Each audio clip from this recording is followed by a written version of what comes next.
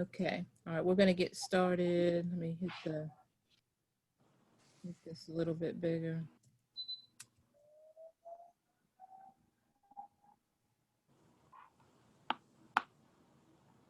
Okay, so good morning, everybody, again, and welcome to our WIDA Access Training, grades 1 through 12.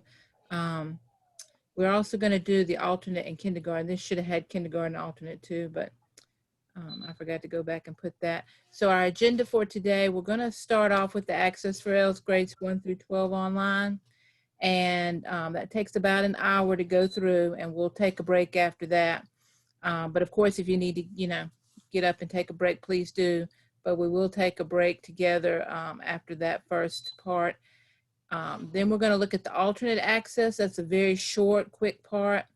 And then we're going to talk a little bit about scheduling, questions and concerns.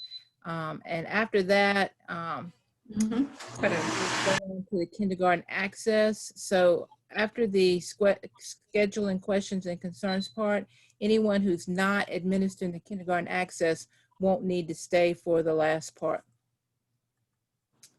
Okay, so the WIDA Access for ELLS training is right here at wida.us, so you can go on anytime to look at these same materials. And I'm also recording this training, so this will be available too. So welcome to the Access for ELLS online training course. To become certified to administer the Access for ELLS online, you'll follow the instructions below, which are to view the tutorials on testing and afterwards tabs, which we're going to do today.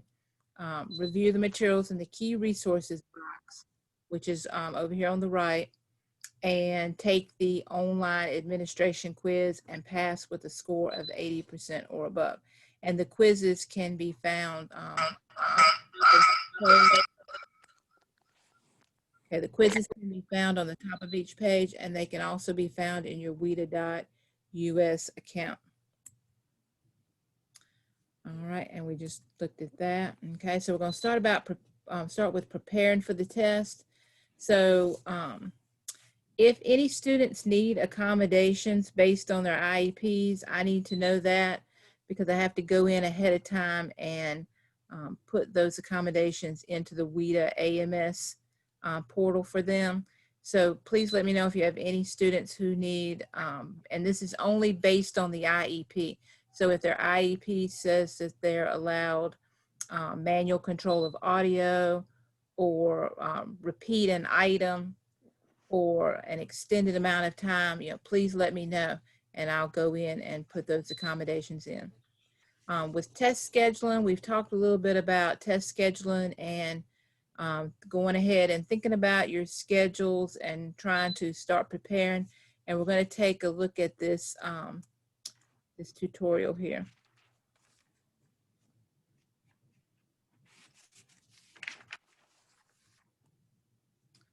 Hopefully it will come up.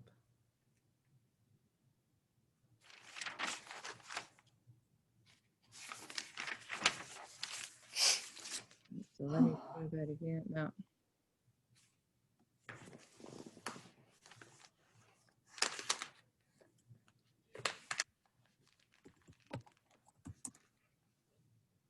All right, I'm going to quickly just pop over here to wida.us and grab it from here.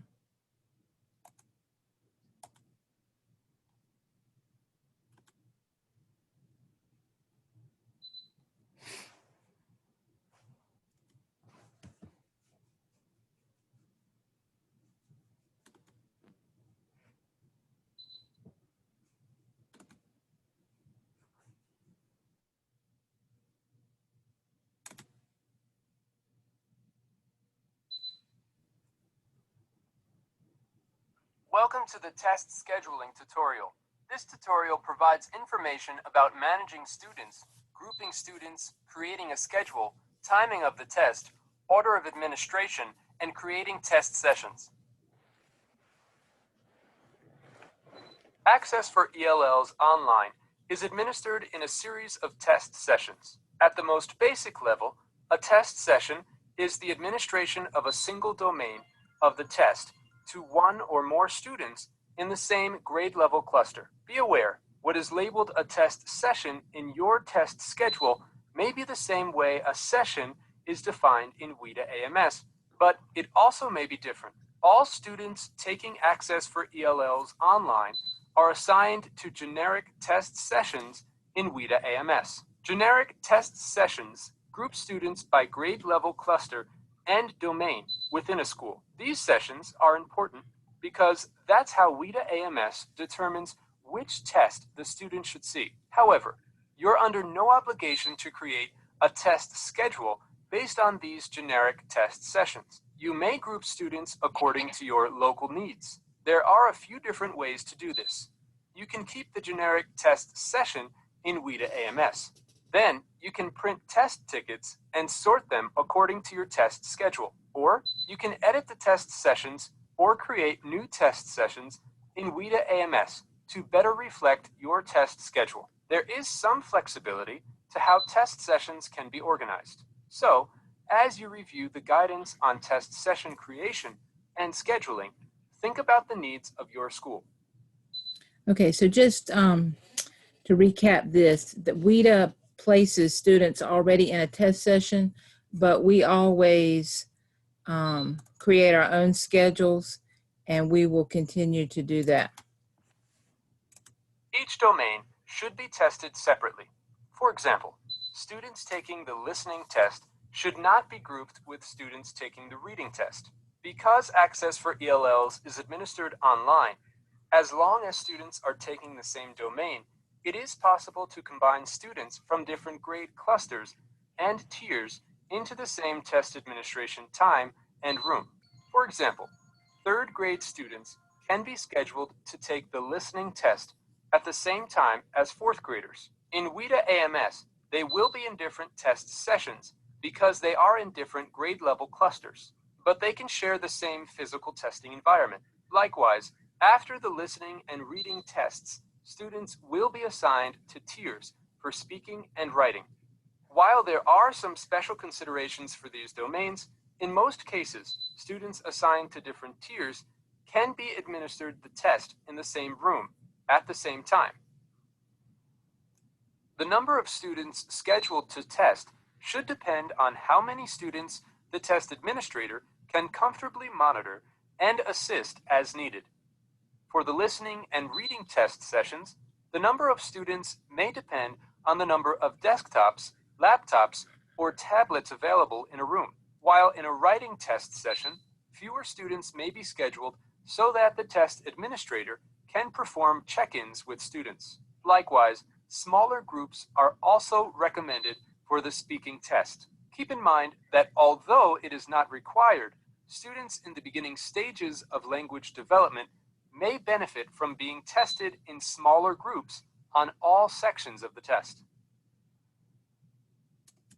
The writing tests for grade level clusters 1 and 2 through 3 are administered differently than the writing tests for grades 4 through 12. The entirety of the writing test for students in grades 1 through 3 is taken in a paper booklet. The writing prompt and the response space is in the writing test booklet. Grades 1 through 3 writing will not need a test session in WIDA AMS, as the test is administered on paper. Students taking the grades 1 through 3 writing tests must be scheduled into separate test sessions by both grade cluster and tier. This is because the writing tests for these grade level clusters include unique scripting that is developmentally appropriate. In other words, students who will take the grade 1 tier A writing test should be tested in a different test session than students taking the grade 1 tier BC writing test. Some students in grades 4 through 12 may need to handwrite their response for the writing test. It is possible to administer the test simultaneously to students keyboarding and students handwriting their responses in grades 4 through 12, as their prompts will all be on the computer screen. However, students in grades 4 through 12 who will handwrite their responses must be part of a handwriting test session in WIDA AMS. Okay, and we won't have any students handwriting in 4 through 12 unless they're on the alternate. Small groups or even individual administrations are recommended for the speaking test. For students in all grade level clusters taking the Tier A and Tier BC forms, WIDA recommends that the speaking test be administered to groups of no more than 3 to 5 students. Different grade level clusters and tiers can still be administered together. Just remember that each grade level cluster must be a separate session in WIDA AMS. Students taking the speaking tier pre-A test should be administered the speaking test separately from students taking the tier A and tier BC speaking tests. In fact, because students at beginning proficiency levels may need extra support in taking the online speaking test, test administrators should give this test individually.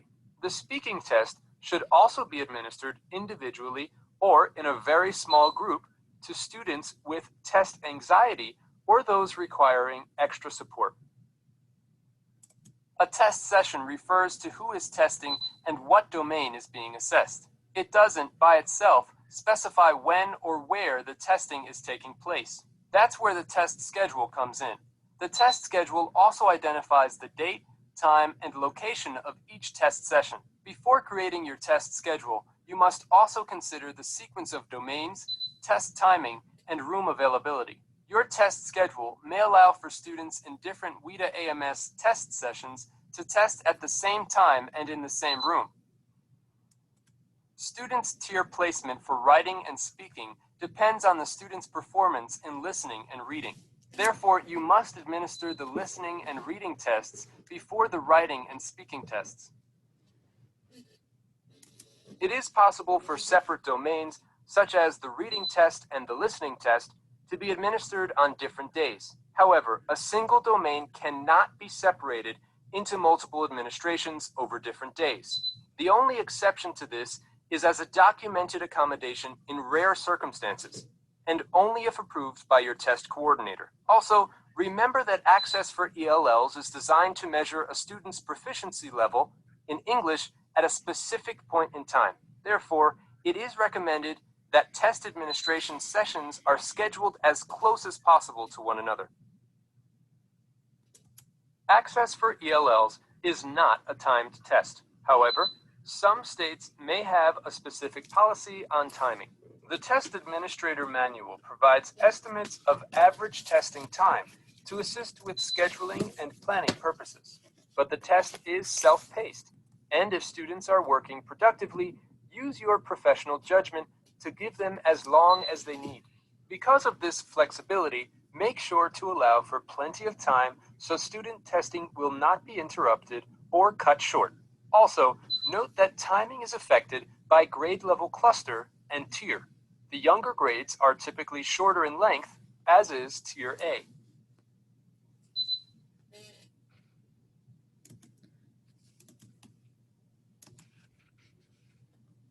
Okay, so the next part, managing materials. I haven't spoken to Dr. Perry, and I'm not sure when she's going to have the test coordinators meeting with the school test coordinators, but I imagine we'll be managing materials the same way, with the test coordinators picking the materials and securing them at each school, but I'll give you more details about that. We're now going to look at test practice and test tickets. Welcome to the Test Practice and Test Tickets tutorial. This tutorial provides instructions for conducting test practice with students. It also shows you how to read the information provided on test tickets and student rosters, and provides instructions for printing test tickets and student rosters from WIDA AMS. When preparing Access for ELL's test schedules, you should create a place in the schedule prior to the day of the test to introduce and guide students through the test demo and test practice items appropriate to the grade cluster of the assessment being administered. It is recommended to conduct the test practice 2 or more weeks prior to testing to test the technology and see if everything is working correctly. Also, this will ensure that students have exposure to the testing platform close enough to test day to remember the experience. Test demos enable students and educators to see a video overview of how students will interact with the operational test items. The test demos are not interactive. Rather, Students watch and listen as the demos present the features of Access for ELLs by walking the students through animated test directions. Test demos highlight important test-taking tips, including using universal tools, such as the magnifier, line guide, and highlighter, and navigation instructions, such as clicking the next button or using the scroll bar to see all of the words on the screen. Each test demo is comprised of a series of small modules. There is a unique test demo for each of the following grade spans: grades 1 through 3, grades 4 through 5, grades 6 through 12. Each demo is 15 minutes. However, students can repeat the test demo as often as desired. Students can view the test demos individually on their computers, or test administrators may show the test demo in the regular classroom using a projector and internet connection.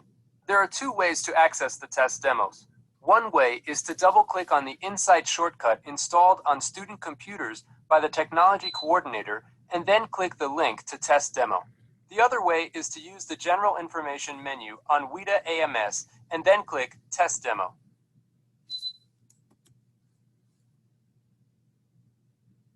As shown here, test practices are available for many language domains and grade level clusters. Test practice items are designed to allow students to experience taking the assessment on a desktop, laptop, or tablet, and to experiment with the features available to them during an actual assessment. Unlike the test demos, the test practice items are interactive, so students will need their own devices. While the practice items are indicative of the type of content on the assessment, they are not a direct preview of test topics. They are useful to become familiar with the features and tools of the online testing experience, but the practice items do not test language proficiency and are not scored.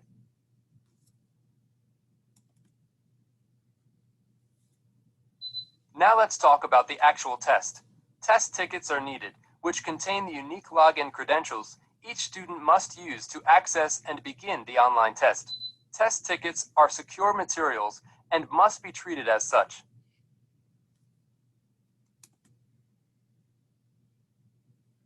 The student test roster summarizes test session information and provides a list of students who are registered to participate in the test session. Click the magnifying glass to see the roster more clearly.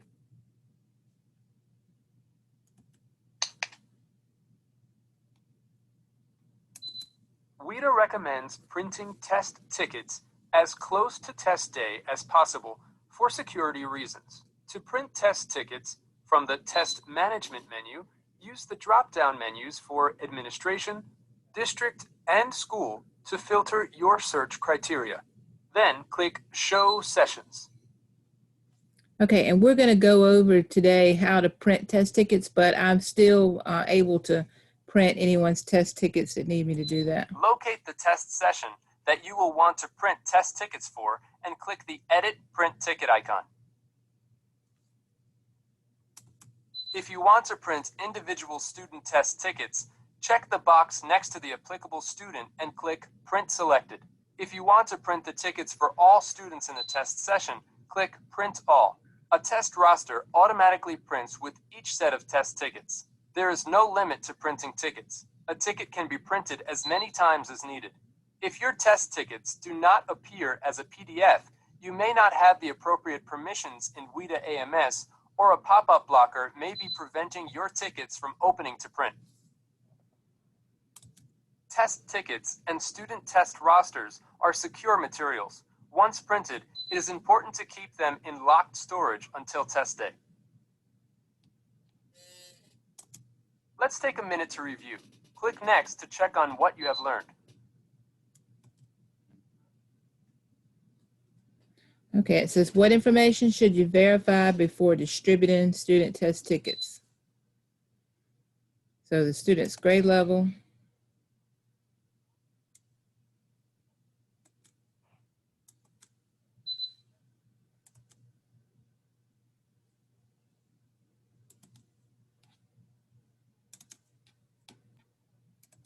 okay, does anybody have an idea? I was clicking on the different ones to see if they How would. about birthday? All right, let's try birthday. Okay. Correct. Okay, it says always verify the student's birth date and name before distributing test tickets. If you have questions about the information in this tutorial, please contact the WIDA Client Services Center at 866-276-7735 or help@wida.us. Okay.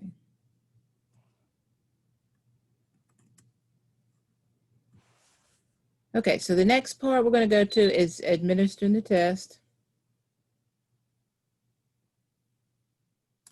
Welcome to the Administering the Test tutorial. This tutorial provides information about preparing the testing room, materials and equipment used for testing, and troubleshooting technology issues that may arise during the Access for ELLs online test. On the day of testing, refer to your test session schedule discussed in the test scheduling tutorial. Make sure you know which students you will be testing, which classes you will pull them from, and which students are absent, plus the number of tests and other materials required. Be sure to plan how you will handle checking in and out the secure test materials throughout the day. Don't forget, you'll need to have a safe place to store the materials, such as a locked drawer or cabinet. Be aware of the timing guidelines for each domain of the test so you can stay on schedule. You will want to have contact information readily available for your technology coordinator in case technical issues arise during the test. Make sure to write down the error message so your technology coordinator can effectively troubleshoot. If the issue still persists, have your technology coordinator call DRC customer service. Make sure the students you will be testing throughout the day are prepared. Give them time to use the bathroom before testing and offer a short break if needed before beginning the test. Have a book or activity for them in case anyone finishes earlier than others in the group, if allowed by your state's testing policy. Also, confirm that classroom teachers know which students will be absent and remind them to check in with students about any announcements or learning opportunities they will miss. Verify that there are enough desks, student testing devices, and headsets with built-in microphones. Check that the test browser, Insight, is on the device and ready to use. Installing the browser takes some time and can be a very technical process, so this should be checked prior to the day of testing, as well as confirming it on testing day. Testing that your headsets and microphones are working correctly is recommended. You can check your headsets and the Insight browser with sample speaking items in the Insight browser, which begin with a microphone check. If you are using portable devices, verify the charge will last for the duration of the test. It is recommended that all devices be plugged in for power during the test. For the speaking test, be sure there are at least 2 to 3 computers or 4 to 6 feet between students to minimize distractions. The testing room should be a quiet space dedicated to testing. Reduce background noise as much as possible to limit interference during the speaking test. Check with your building administration regarding the timing of bells, alarms, or announcements that may go off during the test session. Cover any posters on the wall, hang a do not disturb sign on the door, and ensure there is a functioning clock in the room. If a student is handwriting their response for the writing test, you will need sharpened number 2 pencils. Please note, your state may have additional guidance for setting up the room. Okay, so we're taking into account that this is pre-COVID training, so we know there's not going to be any bells ringing or other things going on. For all the domains, listening, speaking, reading, and writing, you will need the following materials: Test Administrator Manual, Test Administrator Script, Student Test Tickets, Student Test Roster, computers or other student testing devices, and headphones. For the speaking test, you will need headsets with built-in microphones in place of headphones because the students will be required to record their speaking responses. Materials needed for the writing test vary by grade level and by state. For the writing test, all students in grades 1 through 3 will view the prompts in a test booklet and handwrite their responses. For writing grades 1 through 3, you will need writing test booklets and pencils. The students will not need a computer for the test.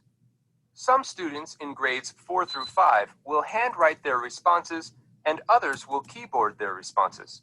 Your state sets the default response mode for these students in grades 4 through 5. Refer to your state's Access for ELLs checklist to determine what mode your state chose.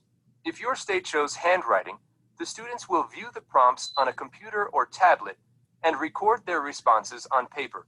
For this mode, you will need writing response booklets, pencils, computers, and headphones. If your state chose keyboarding for grades 4 through 5, the students will simply view the prompts on the computer and keyboard their responses. Students in grades 6 through 12 will also view the prompts on the computer and keyboard their responses. Materials needed for keyboarding include computers and headphones. Okay, and we'll be using keyboarding for all in 4 through 12. The equipment needed to administer Access for ELLs online is a desktop or laptop computer or a tablet for each student. Unless you are administering writing grades 1 through 3, which is entirely paper-based. All devices must have the current Insight Secure Test browser installed. Headphones are required for the listening, reading, and writing tests, and headsets are required for each student for the speaking test. Do not use speakers to administer the test. The headsets used for the speaking test must include a functioning microphone to allow the students to record their responses. It is important to verify the headsets can record sound in a practice test or sample item before students log in to the speaking tests. Do not pass out test materials until all students are seated. When distributing the test tickets, ensure that the name of the student to whom you are giving the test matches the name on the test ticket. Also, verify the student's birth date. If the student is handwriting their response, make sure they have at least one sharpened number 2 pencil and the writing booklet. The Access for ELLs online test can be accessed directly from the student's device by opening the Insight icon. The technology coordinator will have installed this on the devices prior to testing. If Insight doesn't appear to be available on the device, please contact your technology coordinator for assistance. Instruct students to click Test Sign In under Access for ELLs. The name of the test, Access for ELLs, appears in yellow on the sign-in screen. You can use this to confirm that students are signing in to the correct test. Instruct students to enter the login information found on their test tickets. Then click Sign In. Stagger the logins to the testing system. For example, have 10 to 15 students per room log in to the system over 1-minute intervals. Take a moment to review the do's and don'ts chart. This chart shows actions that you can and cannot take while students are listening to the test directions and completing the practice items. Read the introductory test administrator's script for the test. Make sure students do not have access to any other devices that are capable of accessing the internet, such as cell phones or smartwatches. The students will begin the practice items. The practice items are the same as the test practice that the students see before test administration. This time, the test will start immediately after the students complete them. While the students complete the test, circulate through the room and monitor the students. If a student pauses for 1 or 2 minutes during the test, and it is clear that the student is not just listening to the test audio, prompt the student to respond to the test item and move on. If a student raises his or her hand during test administration, attend to the student quietly without disturbing the other students. Every screen of Access for ELLs online contains a set of buttons, links, and options that have important functions for the administration of the test. The table on this screen describes the function of each button. Take a moment to review the do's and don'ts chart. This chart shows actions that you can and cannot take while students are completing the test items.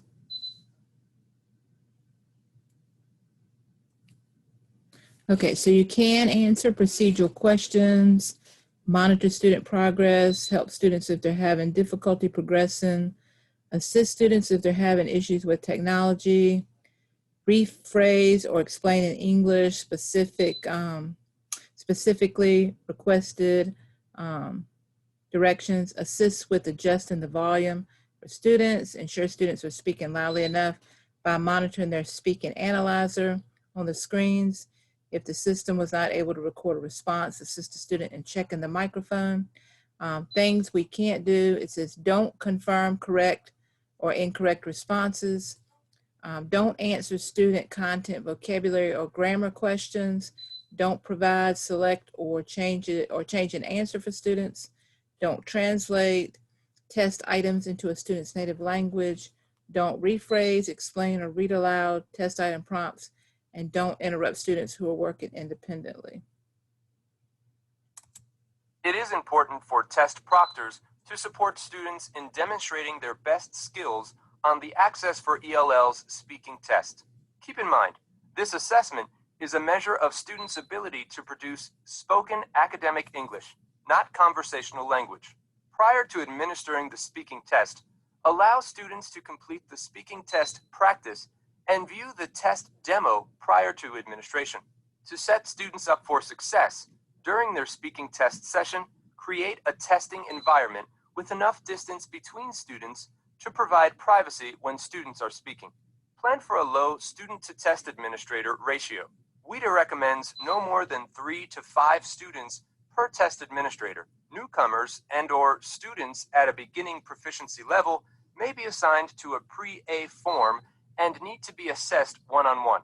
The pre-A form is a simplified and shorter version of the speaking test to address the needs of newcomer students. For shy or new students, sit next to them in a one-on-one testing session and have them talk to you while speaking into the microphone. Encourage students to stop, breathe in and out, and think about their response before clicking the record button. It's important that students take their full turn to talk and do not click stop until they have finished with their response. After logging into the speaking test, students will be required to do a microphone check. During the microphone check, the students will record their voice and listen to make sure that the student's voice has recorded. It is very important that students do not proceed to the test directions unless they have heard their voice replayed during the microphone check. Be prepared for technical difficulties that may arise during the test. The system will automatically verify if a student's response was recorded at an acceptable volume throughout the test practice and test items at any point where the student records a response. If the system determines that the volume of the student's voice is too low, a pop-up will appear prompting the student to check the microphone and speak louder. Instruct the student to click OK. After clicking OK, the student will have an opportunity to re-record an answer. If the volume of the student's voice is still determined to be too low, a pop-up will prompt the student to raise his or her hand for you to assist. At this point, the system will exit the student from the test and allow for manual troubleshooting.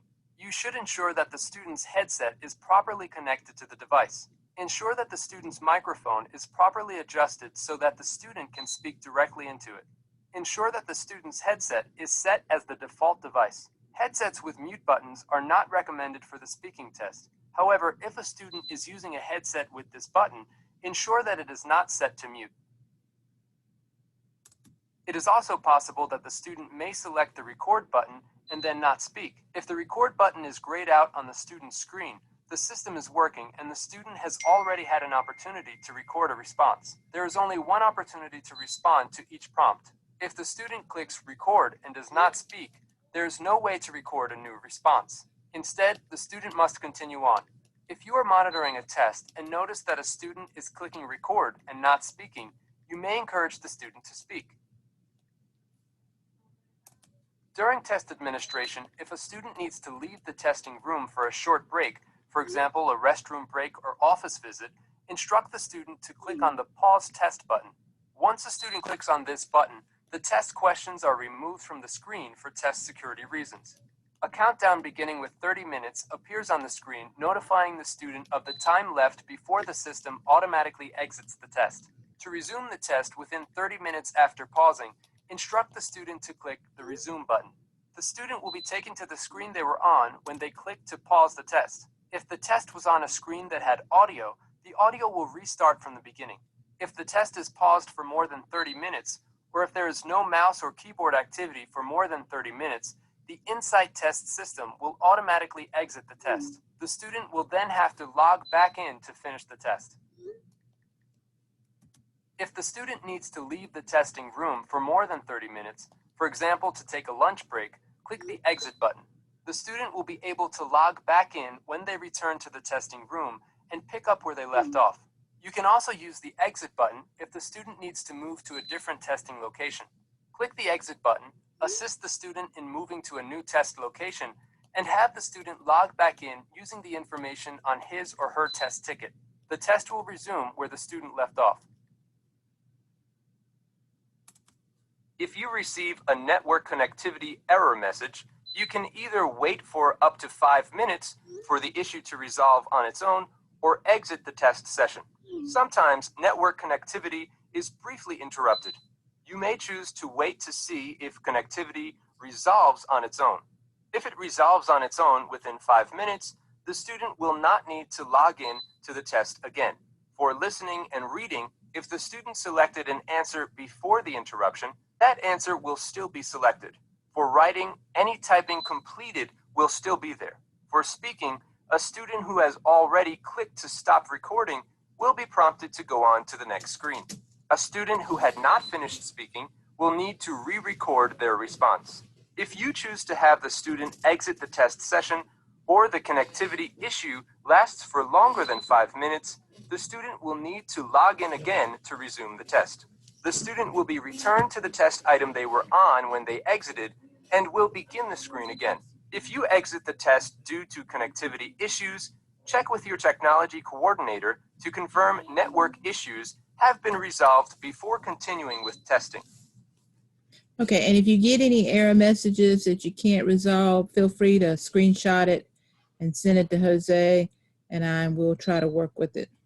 The listening and reading tests adjust to the student's performance in order to provide items that are appropriately challenging. In other words, the test engine will determine the next set of questions the student will see based on performance on previous folders. The speaking and writing tests are not adaptive and will not adjust to the student's performance. Instead, the speaking and writing tests are tiered, meaning that the items on different tiered forms target specific proficiency levels. Once the test taker is placed in a tiered form, he or she will complete the whole tiered form for that test.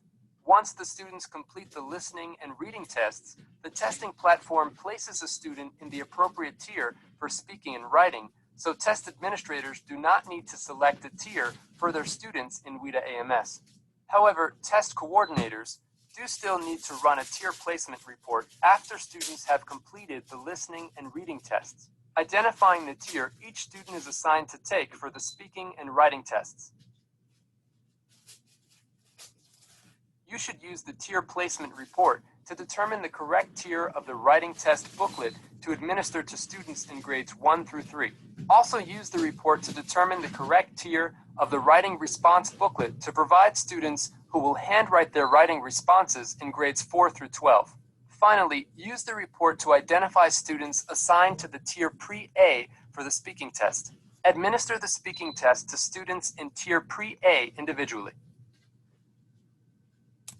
To run the tier placement report in WIDA AMS, choose Manage Test Sessions from the Test Management menu. Enter your search criteria.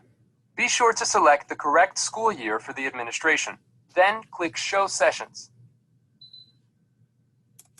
In the Action column, click the View, Print, Tier Placement icon. After the administration of each test session, collect the student test roster and student test tickets. Ensure that every student turned in his or her test ticket. Then, ensure that test materials are stored in a secure place at the testing site. Test tickets are securely disposed of in accordance to your local policy. Let's take a minute to review. Click Next to check on what you have learned. In this tutorial, you learned actions that you can and cannot do during administration of the test items. Drag the actions to the appropriate column. Okay, so I'm gonna do the moving, but y'all are gonna tell me what to move. So the things that we can do during test are gonna go in the green, and what we cannot do during testing is in the red. So answer content questions, green or red, anybody? Red. Red. Red. Mhm. Rephrase the directions. Red. Green. Red. We got red and green, so we'll put it over here and see. It's green. Okay. That's a little tricky. That's a little tricky.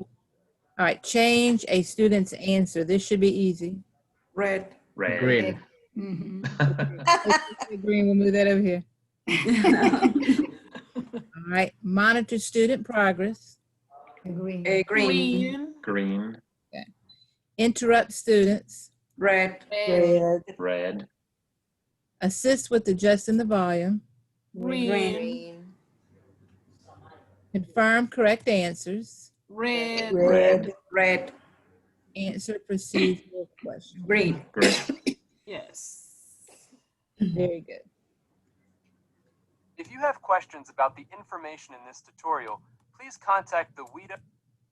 Okay, so we're going to keep moving on. We're going to go now to monitor and test progress. Welcome to the Monitoring Test Progress tutorial. This tutorial provides information about resources in WIDA AMS you may use to track student progress through the Access for ELLs online test. There are a number of tools in WIDA AMS to view your site's progress toward test completion. You are not required to use any of them, and you definitely don't need to use all of them. However, they are useful tools to monitor test progress, especially as the testing window comes to a close and you need to ensure all tests are completed. Let's take a look at each of these tools in turn. The Student Status Dashboard provides many ways to view progress in online testing sessions. Begin by going to the Student Management menu and clicking Student Status Dashboard. Type in your school name or site number into the search box. Note that you must type at least 3 characters for the search box to become active. Next, choose the administration. You will see charts labeled Status, Grade, Content Area, and Assessment. Below the charts, there is a list of students. The charts all function similarly, so let's look at the status chart in more detail. The chart is grouped and color-coded by the categories of sessions not started, completed, and in progress. This is a good high-level overview of the school's progress towards finishing Access for ELLs testing.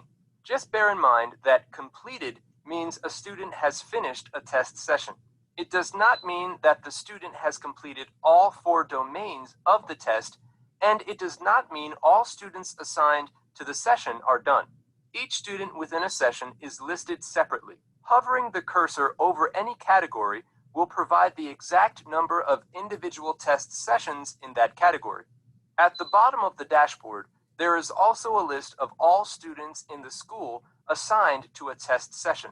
For example, if Adam Anderson is assigned to a listening test session and a reading test session, both sessions will be listed separately, along with Adam Anderson's status for the sessions. At the top right of the status bar, there is a small grid. Clicking it will switch the view from a chart to a table displaying the same information. You can click any category of any chart in the Student Status Dashboard to view it in more detail. This screen shows the results of clicking the part of the chart showing completed and then changing to a table view.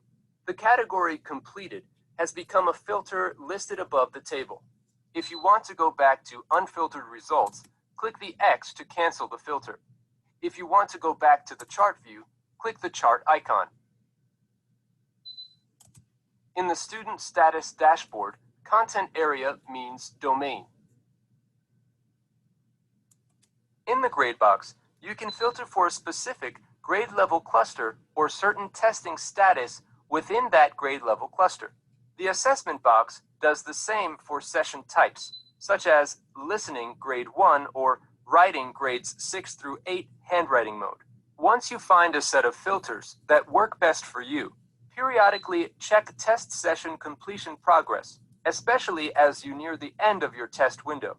Remember that this tool shows the status of online test sessions. The online writing test has both a handwritten and keyboarded response mode, and both of those are included. But the dashboard does not include any access for ELL's paper tests. As mentioned earlier, below the charts, the student status dashboard shows a list of students. On the screen shown here, the filter completed is still set, so the student list has been automatically updated to show only completed test sessions. For this sample school, the student Lee Brown has completed 3 test domains. The student list also shows the start time, end time, and duration of each session. It can be sorted by any column and exported. To view the status of a specific test session, click on the Test Management menu. Then click Manage Test Sessions. Enter your search criteria and click Show Sessions. From the test session window, you can view all of the test sessions for a specific district or school. The status of the test session is displayed. Not started indicates the test session has not started. This means no student in the test session has started the test. In progress indicates one or more students in the session have started the test, but not all students have finished the test. Completed indicates the test session is finished. This means all of the students in the test session have completed the test. Click Status Summary to display a test session status summary report. The status summary report shows the number of students not started, in progress, and completed for each test session. There are also some tools available in the report delivery menu. The first is Online Testing Statistics. Within the Online Testing Statistics tab, you can view the number of tests started and the number of tests ended for a specific administration. At the top of the page, select the correct administration using the drop-down menu. You can view a cumulative set of reports, or you can view the previous day's reports. You can choose to view reports by student and grade, or by district and date. Click the tab for the reports you want to view. The Cumulative Student Grade tab shows how many tests have been started and ended so far for the administration. Under All Tests, the total number of tests refers to the number of tests started and the number of tests ended. You can also view tests broken down by language domain, grade, or domain end grade. For example, you can check how many of the Grade 1 listening tests have been started and ended. The Yesterday Student Grade tab shows how many tests were started and ended the previous day, excluding weekends. As with the Cumulative tab, you can view the total number of tests started and ended, or broken down by language domain, grade, or domain end grade. This can be a helpful way to see a relatively current snapshot of testing activity. All of the online testing statistics tables can be exported from WIDA AMS. To export a table to a spreadsheet, click the Export button on the right side of the table. Finally, you can view status reports in spreadsheet format. Status reports are also available in the Report Delivery menu. Status reports track testing activity for an online test administration in a specific district or school. There are 6 types of status reports available in WIDA AMS. Each report is updated at the end of each testing day for online testing. Use the drop-down menus to select the correct administration and district. The school field is optional. The first column of the reports table on this screen shows the title of each report. The middle column describes the information found in the report. To view a report, click the Open Report icon in the Action column.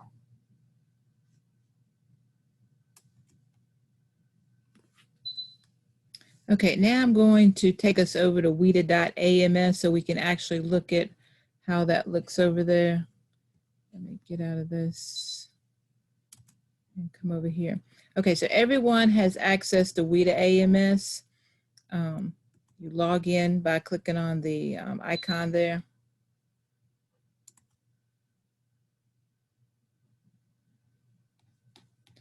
All right, so when you click on the down arrow, you can see here general information.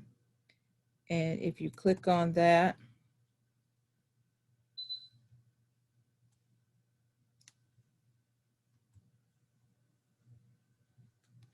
okay, you're gonna get this list of tabs: announcements, documents, sample items, technology downloads, test demo. So the only two things I think you would benefit here are looking at sample items to share with the students and the test demo. So if you click on sample items, you can click on Access for ELLS test practice and click on any of these to do a practice with the students, any of the domains. Okay, I'm going to go back because we're not going to actually go through and practice. Or you can click on any of these, any grade level.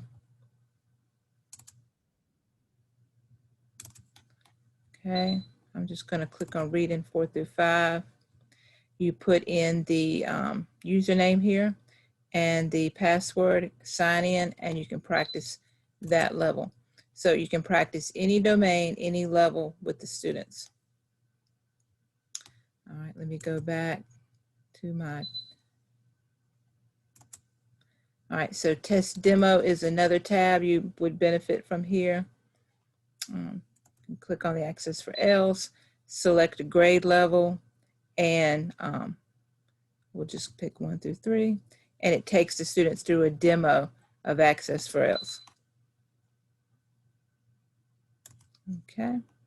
All right, we're going to look at student management. So if I go back to the tab. This video will help you understand how to take the test. Do not click on anything, just watch and listen. You will click on Test Sign. Okay, I don't want that. Okay, so back over here to my tab, I'm going to go to student management right here.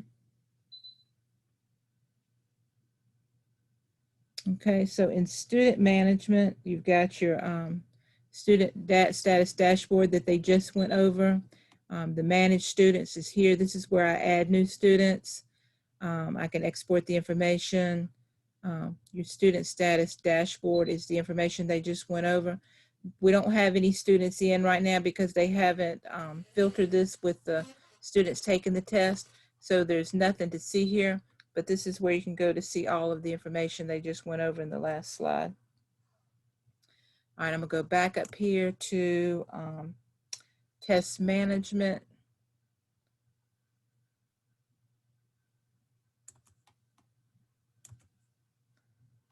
Let me go back out here.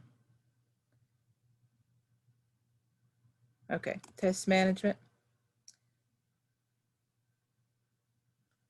And manage test sessions. Okay, and here is where, now again, we don't have, it's not populated with any students, so we can't, if I click on show sessions, it's not going to show anything because there are no sessions added yet. But this is where you're going to go, test management, manage test sessions to see the test progress. It's where you're going to print the test tickets and to check for tier status. Okay, once it's populated, you're going to be able to, again, monitor the test progress, print the test tickets, and check for tiers. And I'm able to print test tickets also, so if you need help with that, let me know. All right, I'm going to go back out and go to report delivery.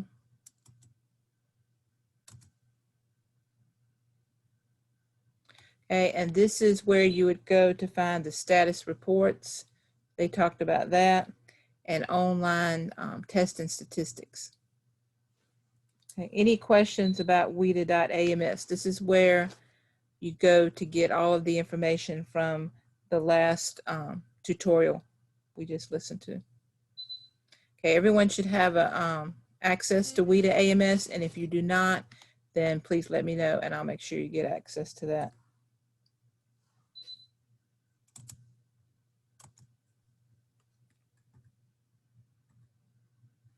Okay, the next part we're going to look at is after the test administration.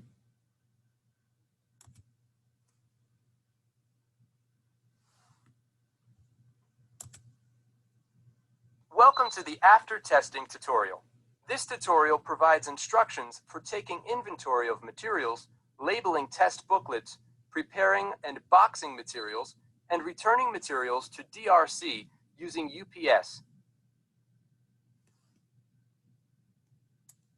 Immediately following test administration, collect all test materials at your site. Check for loose paper tucked inside booklets and securely destroy these pages according to your local policy, along with any scratch paper students used while testing. Remove any staples, paper clips, or sticky notes from the test booklets unless instructed otherwise by DRC customer support. There are a few scenarios in which you may need to transcribe student responses.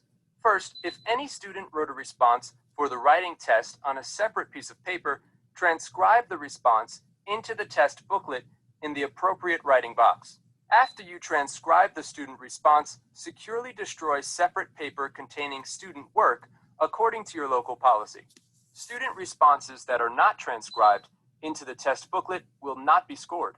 Second, if a student completes the assessment in two different test booklets, meaning some domains are completed in one test booklet and other domains in another test booklet, transcribe the answers into one of the test booklets to make it complete. Then return the partially completed test booklet with a Do Not Process label and the completed test booklet with a pre-ID or district school label. Third, if a test booklet is torn or damaged, transcribe all the responses into a new test booklet. Then return the damaged test booklet with a Do Not Process label and the completed test booklet with a district school label. If you are unsure if a new booklet is needed, contact DRC customer support. Fourth, if a student's test booklet has bodily fluids on it, such as blood or vomit, it should not be returned to DRC. Instead, transfer the student's responses to a new test booklet with a district school label. Document the security barcode of the soiled booklet using the Materials Accountability Form, accessible through the Materials menu in WIDA AMS. Then securely destroy the soiled test booklet according to your local policy. Guidance for transcribing a student's response can be found in Appendix C of the Accessibility and Accommodation Supplement. Test booklets contain secure material, so they must all be returned to DRC whether you use them or not. Booklets that need to be scored must have a DRC-provided pre-ID label or district school label. Schools and districts cannot create their own labels or write on existing labels to edit them. Test booklets returned without a pre-ID or district school label are processed as blank, and the students will not receive a score. Before placing a pre-ID label on a test booklet, check the label to make sure the information is correct. If the information is incorrect, the test coordinator should correct the student's information in WIDA AMS. You should still use the pre-ID label once the information is corrected in WIDA AMS. Some test booklets may contain student data, but should not be scored. For example, you may have already affixed a pre-ID label, but the student left the district prior to testing day and the booklet wasn't used. In this situation, use a Do Not Process label. Test booklets that have a Do Not Process label will be treated as blank, even if there are student responses inside. Student responses will not be captured or scored. These labels are used very rarely, so schools will receive a small supply. Blank test booklets do not need to be labeled. If a booklet is not used and has not been labeled, there is no need to apply a Do Not Process label. Place the appropriate label on the front of the test booklet in the box located in the top right-hand corner. If there is already a pre-ID or district school label on a test booklet and you determine the booklet should not be processed, you can place the Do Not Process label directly on top of the other label. Do not attempt to remove or modify any labels, and do not create your own. Only labels provided by DRC can be processed. When using a pre-ID label, the date of testing must be bubbled on the student's test booklet. The School Use Only section and Do Not Score section can be bubbled on the test booklet or marked in WIDA AMS. All other fields should be updated in WIDA AMS if needed. Information in WIDA AMS supersedes any bubbling on the test booklet. In addition to applying the district school label, you must use a number 2 pencil to complete the demographics pages correctly on the front and back covers of the test booklet. Incorrect labels or student demographic information could directly result in incorrect, late, or no reporting of scores for those affected students. The downloadable resource contains tips on bubbling information when using a district school label. For detailed instructions, review the Materials Management section of either Access for ELLs manual. After all appropriate labels have been applied and bubbles have been filled in, inventory the materials. Use the packing list to confirm that you have collected all the materials that need to be returned. If you use the security checklist to track who is responsible for each item, use that list to follow up on any materials that are not accounted for. Both the packing list and security checklist can be kept for your records. The security codes of any materials not being returned to DRC need to be documented in the Materials Accountability Form in WIDA AMS. The form is located under the Materials menu. Be sure to document all soiled, missing, and lost materials. The security codes for materials can be found on the packing list. If you need additional district school labels or DRC return labels, you may place an additional materials order in WIDA AMS during your state's additional test materials window.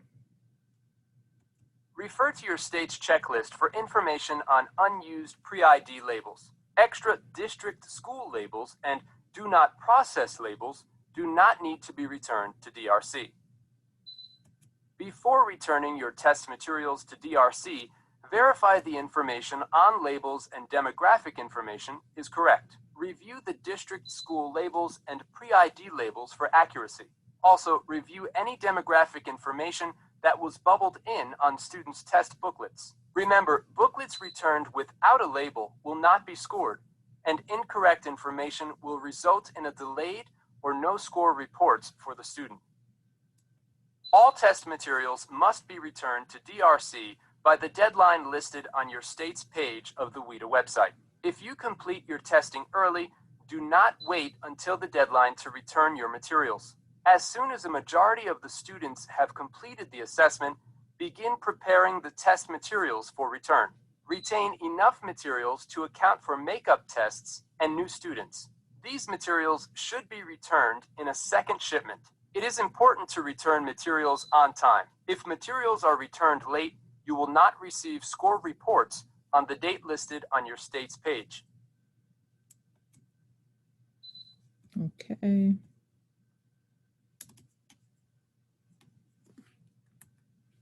All right, now we're going to look at the individual domains. We're going to start with listening. All right, so here on the listing page, and again, this is in WIDA.us, it talks about listening, support, and practice. How does this test platform function during the listening test? So when a student navigates to a new item, the pre-recorded listening passage associated with the item plays automatically.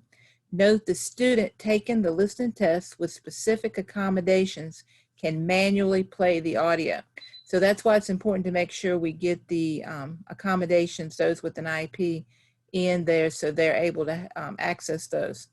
The pre-recorded listening passage only plays one time. Note that students taking the listening test with specific accommodations can repeat the audio.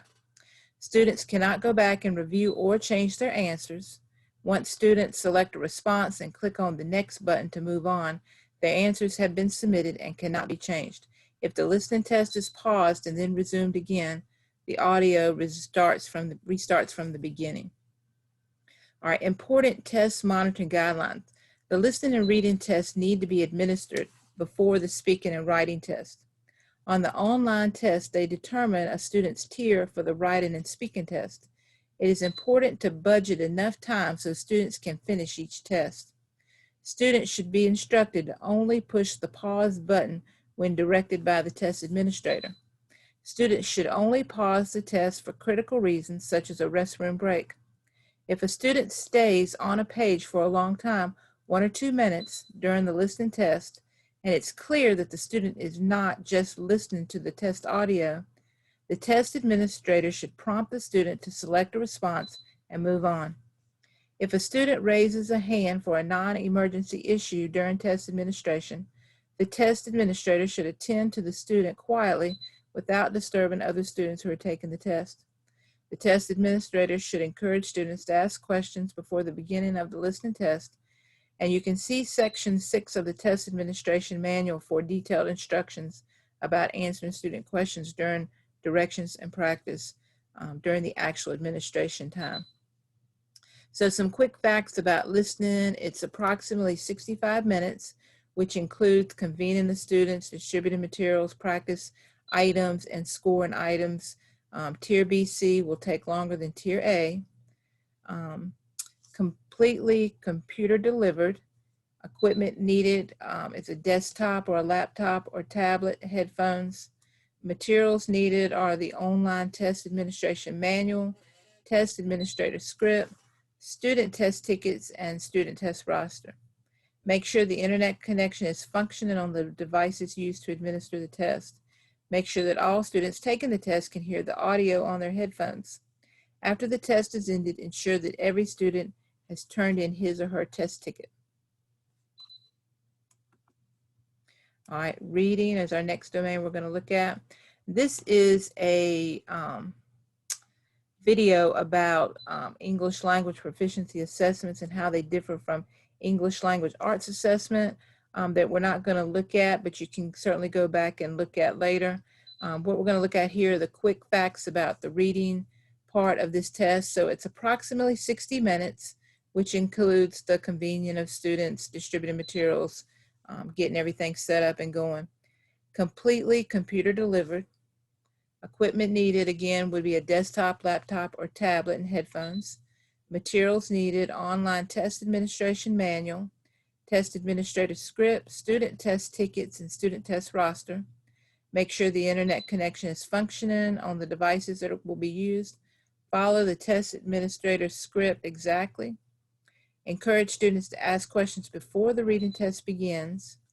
Test administrators should circulate the room to monitor students' progress. And after the test is ended, ensure that every student has turned in his or her test ticket.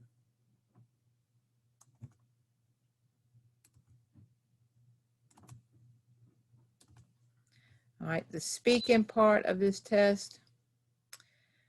So learning, support, and practice. So here's the test administrator and here's the equipment, okay? And they give us a few scenarios. So it says, if you're concerned that the responses will not record, then make sure that students successfully record a response during the audio check at the beginning of the test. Okay, if you see a pop-up appear on screen indicating the system couldn't record a student's response, then assist the student in checking the microphone and or encourage the student to speak louder and not whisper. Okay, if the headsets have two separate ports for connecting audio output and audio in, and the laptop computers or tablets only have a dual port for that, okay, then an adapter will be required to use this equipment. But I think we're all set up with the correct type of headphones. Okay, if the position of the microphone or headsets is incorrect or a student moves the microphone after testing begins, then you can help the student adjust the microphone or headset as needed. If the student has exited a student from a test session, then assist the student in logging in again once you both are ready and have resolved any technical issues. The test will resume where the student left off. If the student speaks too softly, then ensure that the student speaks loudly enough by monitoring the yellow bars in the spectrum analyzer on the student screen, and encourage the student to speak louder and not whisper. If the student stays on the same screen for 1 or 2 minutes, encourage the student to record a response and move on. If the student is working independently, then do not interrupt. And a few quick facts about the speaking. It's approximately 50 minutes. Completely computer delivered. The materials needed would be the online test administrator manual, test administrator script, student test tickets and student test roster, virtual test administrator. Ms. Lee guides students and gives the test prompts. Model student Nina provides task level responses to support students. Okay, you will circulate the room to ensure that students are completing the task. Remind students to think about the responses before clicking record. Student responses are captured online and centrally scored by trained staff at Data Recognition Corporation. And after the test is ended, ensure that every student has turned in his or her test ticket. Okay, so again, there's a virtual test administrator, Miss Lee, and a model student, Nina, who the students will see. All right, the writing domain. Okay, learning, support, and practice, setting students up for success on the writing test. So make plans to support your students' practice by incorporating academic language expectations into their daily writing. Think about your students' writing stamina and talk with colleagues about strategies you currently use to help motivate students during writing tasks in the classroom. Determine whether they can be applied on the test. Make time in class to discuss any concerns or questions your students may have about unfamiliar tests and procedures. Think about your students or talk to your colleagues who know them. What would help your ELLS students perform their best on a writing task? You know your students best. Advocate for a certain day, time, or group for individual writing test administration to help your students successfully demonstrate what they can do. Consider whether any of the accessibility tools offered in WIDA's accountability and accessibility framework are familiar enough to be a support to students. Talk to classroom teachers and other colleagues as needed if you feel any of the grades 4 through 12 students will experience discomfort or anxiety about typing responses. The test administrator may use his or her best judgment to switch the student to handwriting response mode. The ERC customer service will need to be notified so they can provide further guidance on this situation. If grades 4 through 12 students are using the handwriting response mode, they will still need to test in front of a desktop, laptop, or tablet. Make sure the student has enough room to use the device and write in his or her response booklet. If grades 4 through 12 students experience technical difficulty with the mouse, assist them and model how to click and scroll. Remind them where the answers are found and how to answer a question by clicking. In the event the student seems surprised by the amount of space provided for writing, advise the student to follow the directions regarding the amount of writing he or she needs to produce and assure the student that the space is there only if needed. Students in grades 1 through 3 will stop when they reach the stop sign at the end of each task. Check in with each student individually to confirm they have responded to the task. The check-ins are not meant for evaluation of the student response, just that they have written something. Also, use the check-ins to make sure students are not getting overly frustrated or stressed. Never test to the point of complete frustration by the student. Students in grades 4 through 12 do not see stop signs or have scripted check-ins. Follow the recommendations on the online test administrator script to monitor students and make sure they are progressing through the task in a timely manner.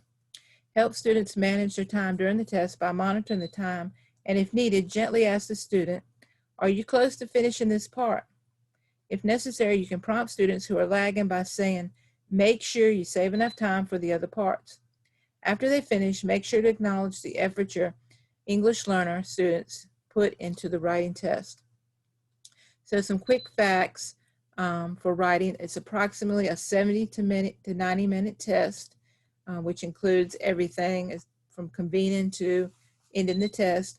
Student performance on the listening and reading test will determine the appropriate tier for the writing test. Equipment needed: desktop, laptop, or tablet headphones. Materials needed for grades 1 through 3 would be a test administrator script, student test booklets, number 2 pencil. Materials needed for 4 through 12 online would be administrator's manual, test administrator script, student test tickets, and student test roster. There is a character limit for type responses. Students typing an appropriate response should not reach this limit. Monitor the student's progress to ensure the Insight test system does not automatically end a student's test session after 30 minutes of no keyboard or mouse activity. Okay, any questions from anybody so far? Okay, so on each page in the WIDA.us, there's a box of key resources. So at some point before you take your online quiz, I want you to review the test administrator manual, the test administrator essentials, take a look at the district and school test coordinator manual, the online test administrator script if you're given the online test for 4 through 12 writing. There's a non-disclosure and user agreement, an accessibility and accommodation supplement, and a WIDA.AMS user guide. Okay, these are all things we need to be familiar with. And the non-disclosure and user agreement, I'm just going to open this up and show you this. Let's see, we'll open up.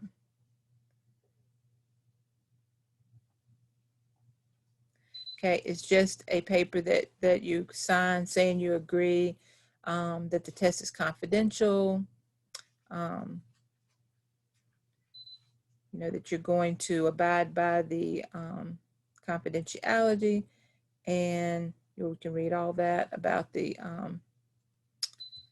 secure part of this test, and just sign, and you can return that back to me. All right, the only thing we're going to look at here, I went up too far, is the Ms. Mess, are you going to send it or do we have to print it out? I can send it. I'll send it to you. Thank you. I'll make myself a note to do that. Okay, so we're going to take a look here at assessment best practices during COVID-19. Okay, it's a very short document. But the main thing here is sanitize, set up, and stay safe.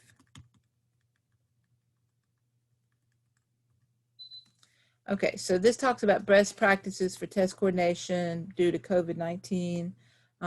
In the box here, all administrations of Access for ELLS and WIDA screener must be conducted in person. On the recommendation of the WIDA consortium members, WIDA has no plans to develop a remote administration protocols for these assessments at this time. Okay, so managing test materials, you'd follow standard material ordering procedures. Remember that you always receive overage, so there's no need to request extra materials as part of the plans to minimize sharing or disinfect materials between test administrations.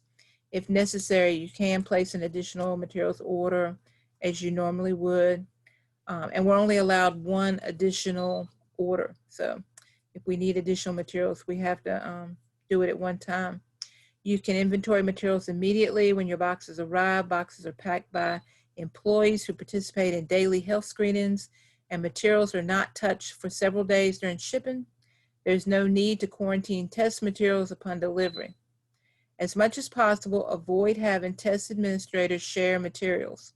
Manuals as well as some test materials are available in the WIDA Secure portal and can be printed as needed throughout the testing window.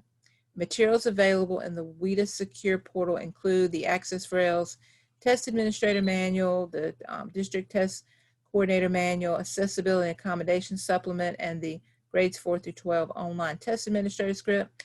But they always send us plenty of those, so I don't think we're going to have a problem with that. The WIDA Screener, which we doesn't apply to this. Okay, how to modify paper materials for easy cleaning.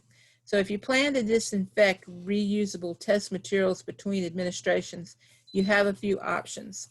You can disassemble some materials and place each page in a sheet protector, which you can wipe down after each test administration. You can laminate materials. This is a particularly good option for the activity pages in the back of the storybook for the kindergarten, required to administer kindergarten test. You can place materials in clear plastic bags, which can be wiped down or discarded after each test administration. Keep in mind that some materials, like the activity board and the cards used for kindergarten test, can be wiped down without any modification. Only some test materials can be modified. Do not modify any test material in which students mark answers and that must be returned for scoring. So we cannot cut apart or modify in any way the student response booklets, the writing booklets. We don't have any Braille test booklets, but those couldn't be modified.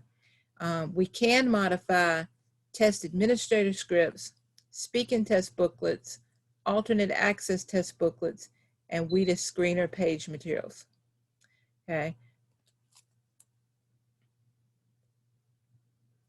Returning all test materials. Follow standard procedure for returning materials. Include all pages of any material that you modified. Always return all pages with security barcodes. If you place pages in sheet protectors and collected them in a binder, keep the binder and remove the pages from the sheet protectors and staple the pages of the booklet together before returning. Preparing for testing. Identifying testing locations. When testing groups of students, test in a room large enough that students can be seated at a distance from one another. Follow local guidance on desk or chair spacing. Test in small groups if necessary to maintain physical distance between students. As always, be sure all students can hear the test administrator and any recorded audio that would be played during testing.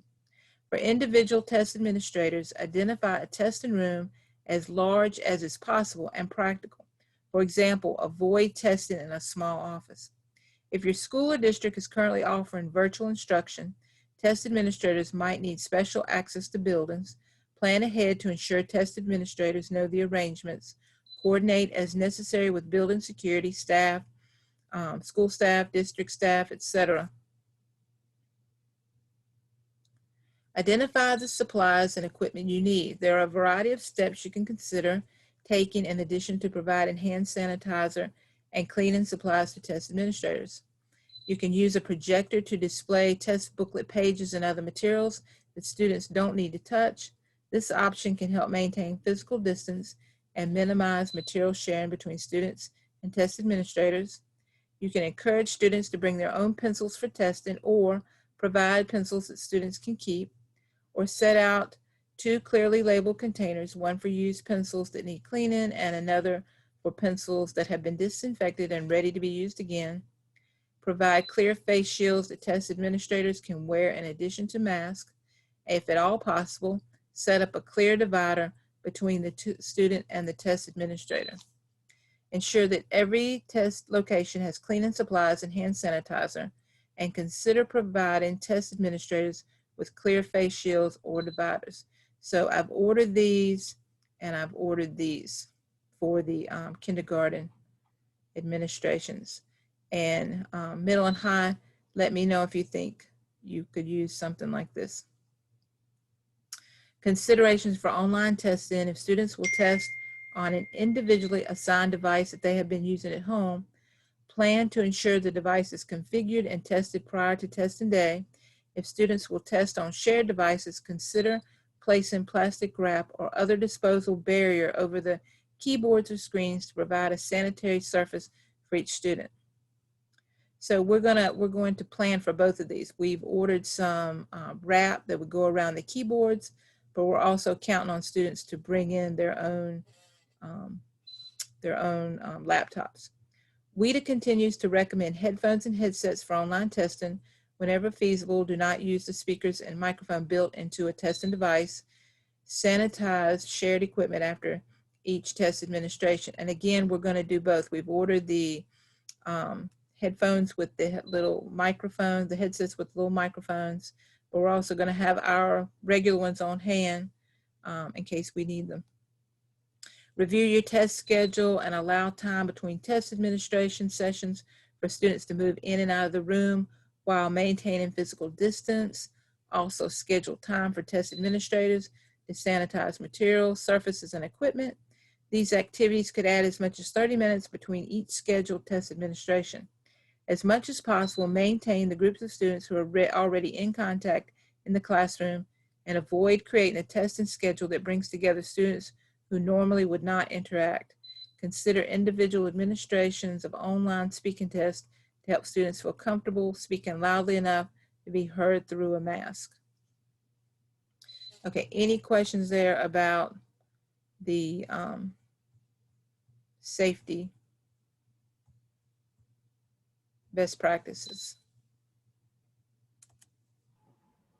When they bring their laptops from home, they won't have that Insight icon on the desktop, will they? They should, because Miss Abbott said that she put those on all the new devices. So Uh-huh. if the student does not have a new device, they may not have it. But if they checked out a new device, then it should be there, and she's able to somehow remotely update it so it's ready for the test. But Okay, that's so if they Okay. have that icon on their device, then that's how they're going to practice for the test, because I was wondering how they would get the practice test unless they have the icon. Yeah, so they can use that for the practice, or it could be that you're on a Zoom and you're just using your device and you're going through the test demo and the practice session with them. But if they have it actually on their device, that would be good, and they can actually do the practice.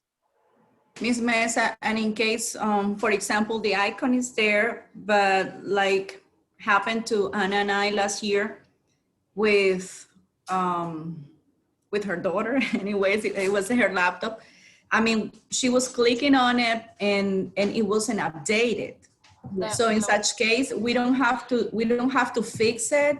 So in such case, we will have to contact you, and then you contact Ms. Abbott, and then she will do it online remotely, and the icon will be running for the test. Or how can we handle that in case something like that happens? Okay, Or so do we download it?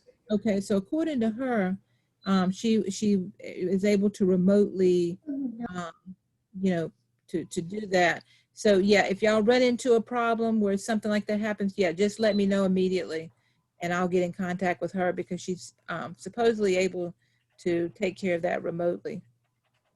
Okay. Thank you. All right. All right, so we're going to take a look at the alternate access rails. And yeah, we'll go ahead and do the alternate access rails and take a break after this part. I think Lumar had something to say. Okay, go ahead, Luke Moore. No, I can't hear you, Luke Moore.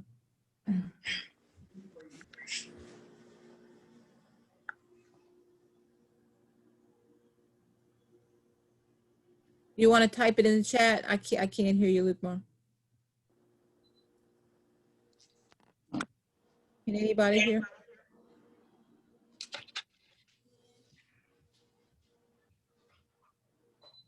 Ale?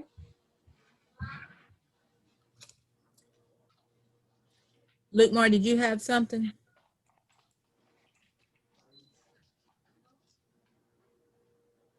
Oh yeah, so she says it would be ideal to update the link beforehand, and Miss Abbott's supposed to be doing that.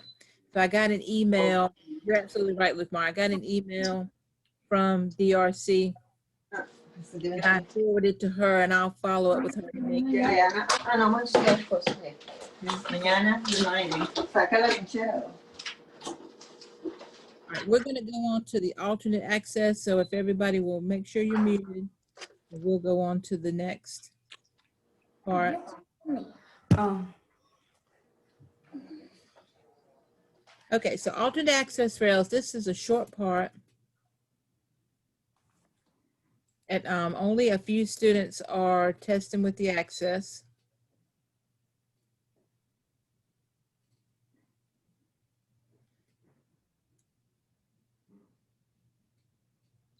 I'm gonna click on the preparing here. Okay, so what is the alternate access? It's an assessment of English language proficiency for those English learners in grades 1 through 12 who have the most significant cognitive disabilities and who participate or would likely participate in their state's alternate content assessments. Alternate access for ELLS meets federally accountability requirements and provides educators with measures sensitive to ELP growth of ELLS with significant cognitive disabilities. So students must have this document in their IEP, and you know who your students are who are taking the alternate. We only have a few students taking the alternate, so this part is going to go kind of quickly. We already know who's going to take the alternate. So look down here, looking at features of the alternate. Let me just check the chats real quick here. Okay. Okay, so features of the alternate access. There are scripted cues and repetition in the listening and reading sections, model task in the writing section, repetition and multiple opportunities for students to demonstrate their proficiency. Access for ELLS test administrator manual. You would review the following sections of that. Section 1, introduction to this manual. Section 2, getting started. Section 3, test security and materials management.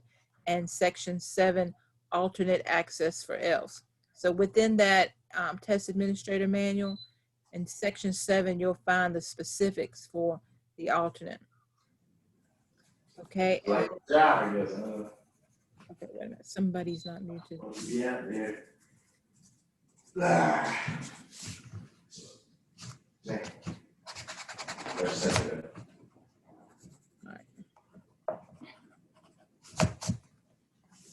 Okay, can everybody check to see if you were muted? Okay, so this is a little tutorial for those that are going to be administering the alternate, to take a look at that. Over here in the key resources, you've got your test administrator manual, your essentials, the district test coordinator manual, the agreement we're going to sign, accessibility and accommodation supplement, I'm good. again, the That practices. don't work. It's more like storytelling. Okay. Motivational. Okay, Ms. Losa. Yes, Miss, I am copying because I had some cases. Wait a minute. Read that. Okay, look, are you, no, you're fine. Are you muted? Oh, I'm sorry. Okay, you're fine. Okay, anybody have any questions about the alternate so far? Okay, so we're gonna go click on here with testing. All right, so when you're testing your students, make sure to have these items available: the test administrator script, the test booklet, the student response booklet, and 2 number 2 pencils. And the test is structured, it's made up of 4 sections, assessing the 4 language domains. The writing section is divided into 3 parts, A, B, and C. The speaking section is divided into 2 parts, A and B. All sections of the alternate access are semi-adaptive, meaning that a stopping criteria may be applied when the student's proficiency is not sufficient to complete all test tasks. There are 8 to 10 tasks within each of the domain sections. Okay, so this little chart gives your test section, the standards, and the number of tasks, and the range of levels. Okay, so the tasks below need to be completed after the student has left the testing room. You'll review the student response booklet, make sure all parts of the test have been scored, confirm all necessary fields are completed and all necessary labels are adhered to the student response booklet. Ensure the student response booklet is in proper condition to be returned with no loose or damaged pages. And I'm going to go back here to preparing. Okay, and there's a training video. We're just going to take a quick look at this. It's not very long. Welcome to WIDA's Alternate Access for ELLs Test Administration Training video. Please note that this is not a comprehensive training. The test administration manual and training presentations available on the WIDA website provide additional information about test administration that are not reflected in this video. Please be sure to review these other materials and complete the online training quiz prior to administering the test. The alternate access for ELLs assessment results can be helpful in measuring the growth of students' English language proficiency and can assist teachers in understanding the instructional needs for ELLs with significant cognitive disabilities. As with all assessments, the alternate access for ELLs is a single piece of data in a student's instructional year and should not be used in isolation of additional sources of data and student artifacts for decision making. The alternate access for ELLs test was specifically designed for students in grades 1 through 12 who are classified as ELLs and who have significant cognitive disabilities that prevent meaningful participation in the original access for ELLs assessment. Like access for ELLs, alternate access for ELLs addresses the English language proficiency standards that are at the core of the WIDA Consortium's approach to instructing and assessing English language learners. An individualized education program or IEP team made up of parents, teachers, general teachers, special education, and ELL, specialists such as occupational, speech and language, and physical therapists, and administrators examine the students' data, including educational, medical, and other evidence, to make decisions for the IEP, including but not limited to decisions about participation in the alternate access. The IEP team follows their individual state participation guidelines for their alternate content assessment, as well as for the alternate access for ELLs assessment. 4 criteria are particularly important for IEP teams to consider before recommending a student take the alternate access for ELLs. First, a student is classified as an English language learner. Second, the student has a significant cognitive disability and receives special education services under IDA 2004. Third, the student requires extensive, direct, individualized instruction and substantial supports to achieve measurable gains in the grade and age-appropriate curriculum. And fourth, the student is or will be participating in his or her statewide alternate assessment based on alternate achievement standards. The WIDA English Language Proficiency Standards also attend to 4 language domains: listening, speaking, reading, and writing. Listening and reading are comprehension skills that involve receptive language. Speaking and writing are communication skills that require expressive language. In the same way that the standards are organized into domains, the alternate access for ELLs is structured into 4 tests measuring language skills in each of these 4 domains. The alternate access for ELLs assessment is organized by grade level clusters. The alternate access for ELLs assessment allows students to demonstrate their English language proficiency in all 4 language domains: listening, speaking, reading, and writing, in grade level clusters of 1 to 2, 3 to 5, 6 to 8, and 9 to 12. Alternate access test items target alternate proficiency levels: A1 initiating, A2 exploring, and A3 engaging, P1 entering, P2 emerging, and P3 developing and writing only. Alternate access for ELL's proficiency levels are unique. A student who scores a P1 on an alternate access for ELLs is not necessarily performing at the same level as a student who scores at the entering proficiency level of access for ELLs online or access for ELLs paper.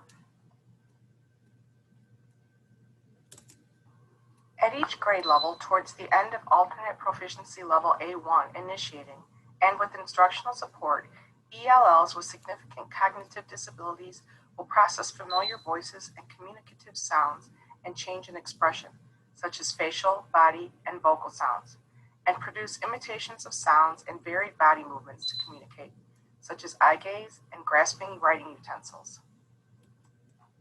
At each grade level, towards the end of alternate proficiency level A2 exploring, and with instructional support, ELLs with significant cognitive disabilities will process routinely practiced oral cues, familiar visual representations associated with daily routines, environmental symbols and shapes, spoken words associated with familiar people, daily routine, and/or environment.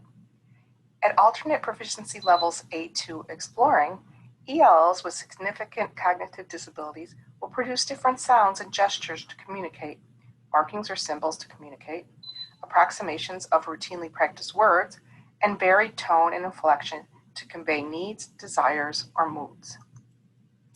At each grade level, towards the end of a given alternate level of English language proficiency and with instructional support, English language learners with significant cognitive disabilities will process symbols, letters, and numbers, spoken social and instructional words and familiar expressions, routinely practice social and instructional forms and patterns, familiar statements or questions associated with daily routine, an idea within visual representations or familiar language, or produce familiar words associated with daily routines, representations of sounds, words, or ideas with drawing symbols, letters, or numbers, routinely practice patterns associated with common social and instructional situations, oral approximations of words or phrases, or symbols and letters to represent ideas. At each grade level, towards the end of alternate proficiency level P1 entering and with instructional support, ELLs with significant cognitive disabilities will process symbols, letters, and numbers, general content-related words, social instructional words and expressions, simple grammatical constructions, common social and instructional forms and patterns, single statements or questions, an idea within words, phrases, or chunks of language. At alternate proficiency level P1 entering, ELLs with significant cognitive disabilities will produce general content-related words, everyday social and instructional words and expressions, phrase-level grammatical structures, phrasal patterns associated with common social and instructional situations, words, phrases, or chunks of language, single words used to represent ideas. At each grade level, towards the end of alternate proficiency level P2 emerging and with instructional support, ELLs with significant cognitive disabilities will process symbols, letters, and/or numbers, general content words and expressions, including cognates, social and instructional words and expressions across content areas, compound grammatical constructions, repetitive phrasal and sentence patterns across content areas, multiple related simple statements, and idea with details.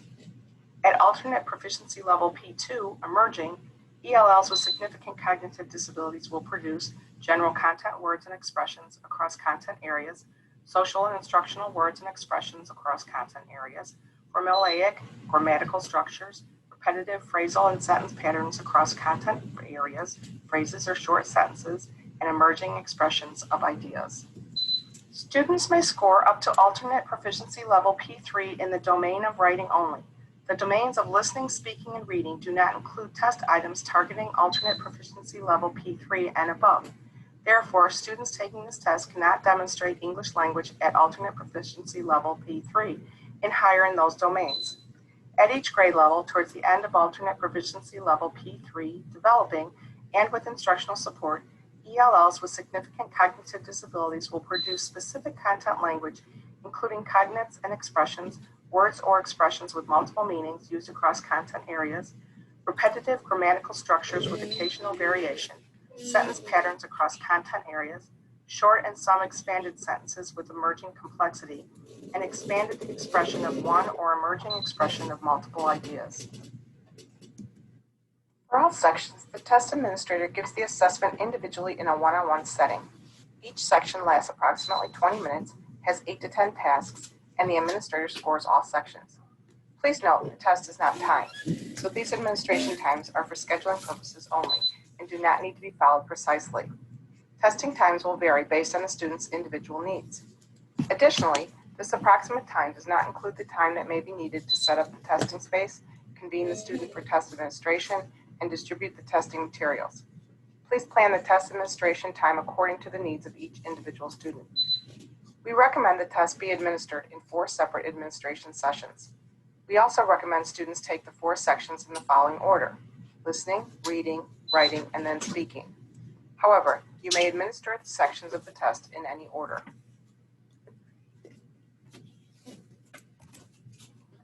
In this section of the tutorial, we will watch as 2 colleagues practice giving the test items to each other, and you will have a chance to observe what the test looks like. I will be the test administrator. Do you want to be the student? Great, yeah. And some of the tasks I won't answer so that you can practice going through all the cues then. Okay, sounds good. This is an umbrella. Umbrella, boots, t-shirt. Which one is an umbrella? Umbrella, umbrella, boots, t-shirt. Which one is an umbrella? Umbrella. These 2 show an umbrella. Umbrella, boots, t-shirt. Which one is an umbrella? Good. Now let's try an item in the reading section.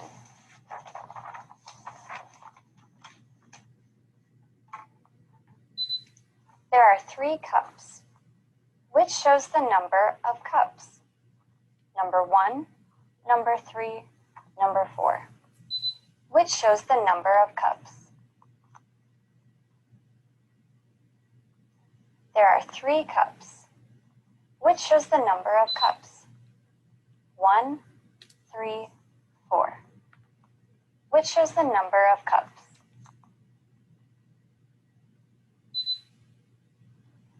There are 3 cups. Which shows the number of cups? This is number 3. There are 3 cups. 1, 3, 4. Which shows the number of cups? Good. Now let's try an item for the speaking section.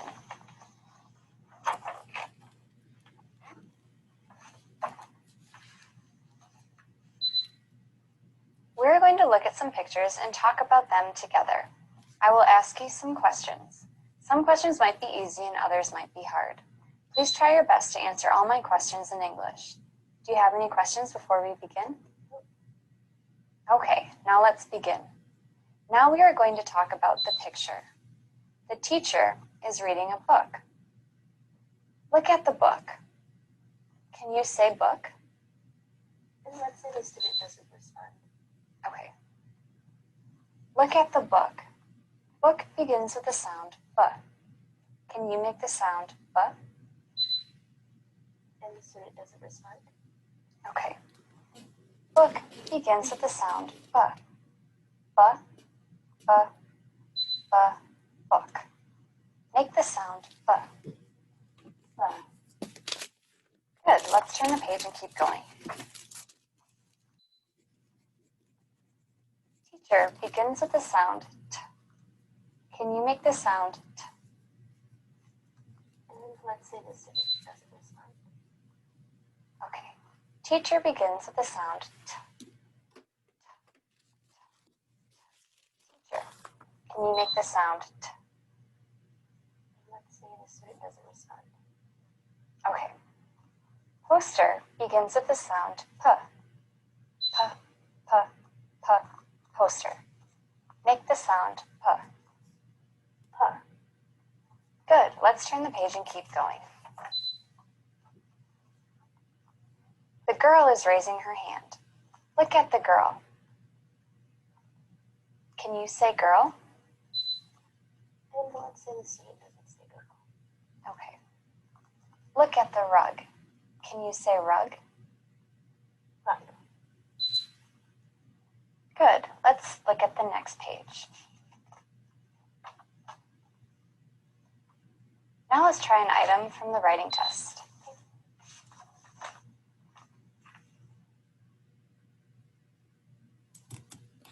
Okay.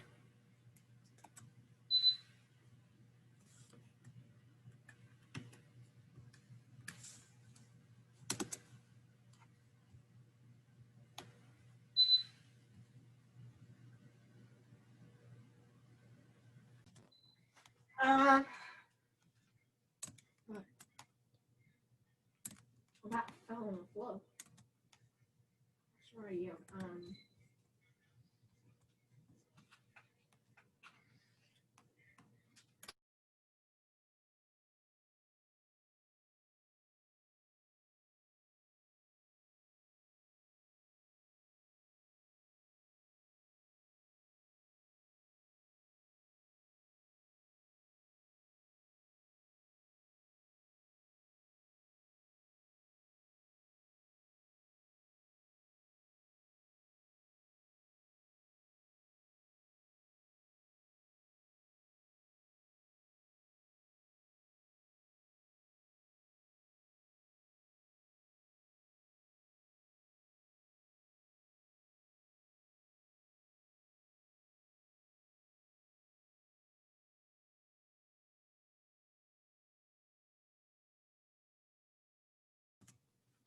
Okay, we're going to now do the kindergarten part, and I'm going to click on the training portal.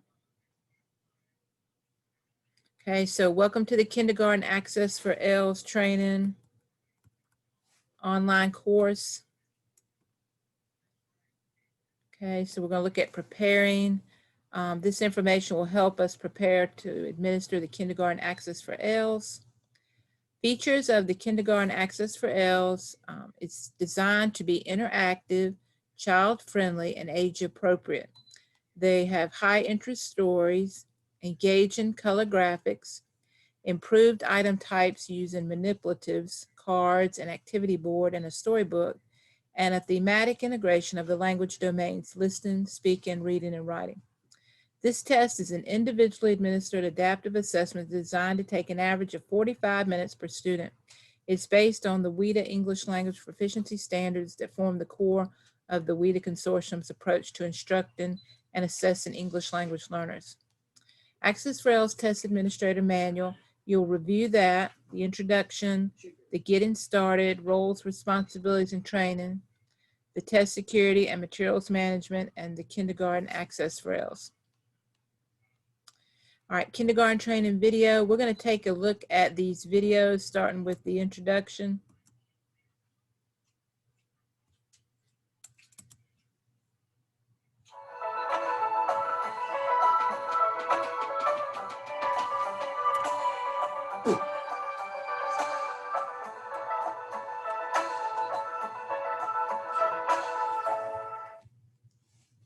Welcome to WIDA's Kindergarten Test Administration Training video.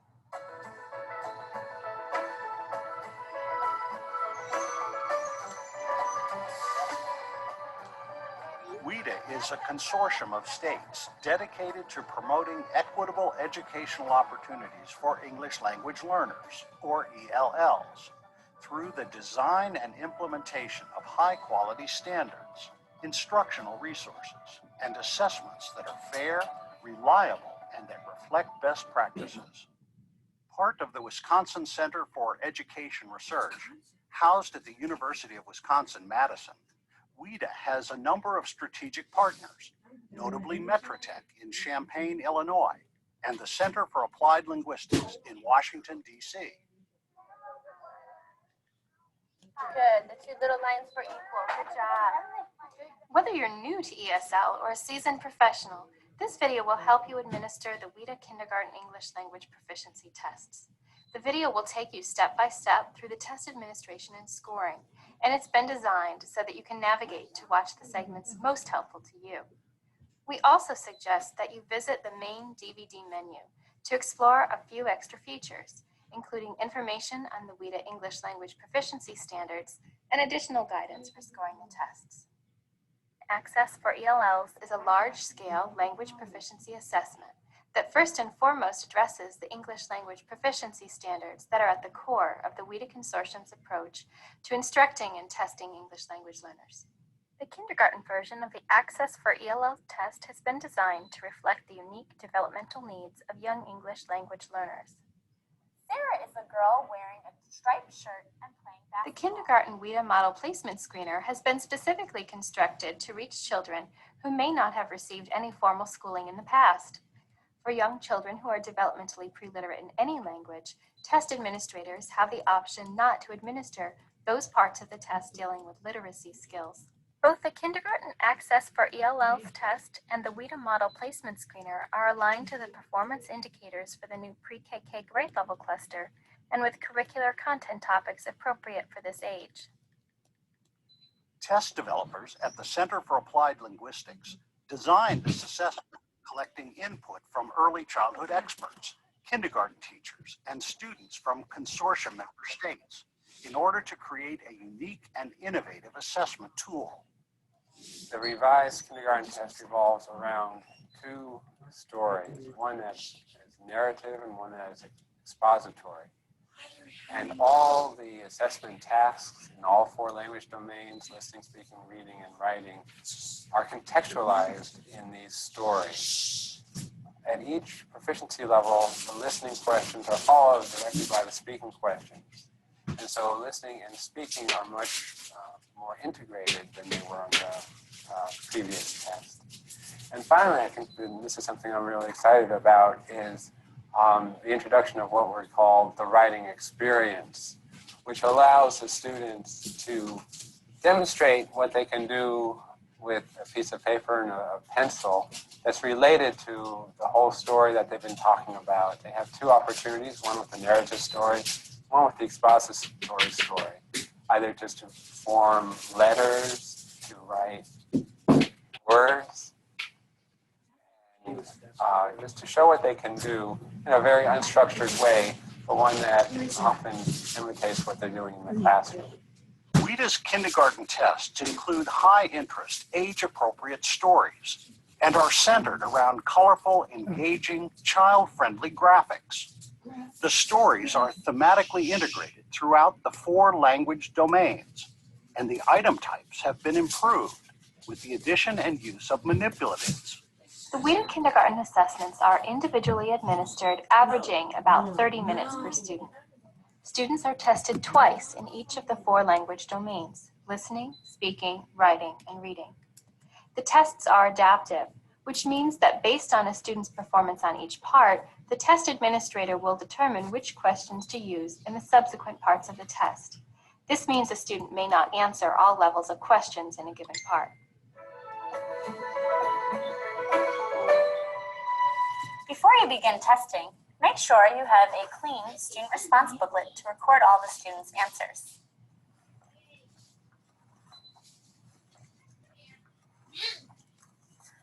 The student story booklet, which contains the story of the narrative and some graphic organizers for the expository story. Your script to follow along with the items on the test. A packet of cards. The student activity board.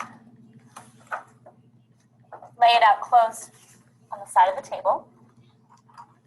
And 2 pencils. Here are a few other points to keep in mind about the testing environment. Have a quiet room or space to conduct the test. Make sure you have access to a rectangular or circular desk or table with enough room to spread out all of the testing materials. Finally, make sure the student's chair is high enough so that he or she can easily reach and manipulate the testing materials. Before you begin to administer the test, it's also a good idea to familiarize yourself with the test administrator's script. Because the test is adaptive, you'll be scoring the student responses as they are given, or at least at the end of each level, which means it is a good idea to have internalized what is expected from the student at the different proficiency levels prior to giving the test. WIDA's rubrics for the speaking and writing portions of the test have been leveled for use with kindergartners and provide clear expectations and guidelines of what student performance should look like at a particular proficiency level. Additional training and samples of student responses to the speaking and writing prompts are available in the online training course and the test administration manual. Here's our book. The title of our story is Missing Backpack. The story is about a boy named... It's also important that the test administrator sets a positive tone for the student before any test questions are administered. The warm-up scripts are one way for the administrator to create a welcoming environment, but the test administrator should also agree and interact with the student as naturally as possible. Also keep in mind, your student should leave the test feeling positive about their test-taking experience. So, as an administrator, at the end of a level, if the student is unable to respond to a difficult task, you may ask the student a less challenging question related to that task. Just remember, this question would not be scored as a correct answer. We call this winding down. You'll see an example of this during the test administration sequence. The underlying principle here is that no task presented to the kindergarten student should be a source of frustration that might unduly affect future performance on other parts of the test. The test requires about 30 minutes per student. The test is divided into 2 sections: the narrative section, parts A through C, and the expository section, parts D through F.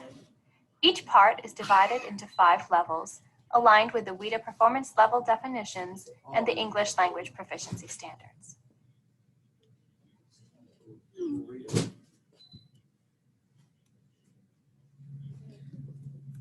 Let me see if I can get back.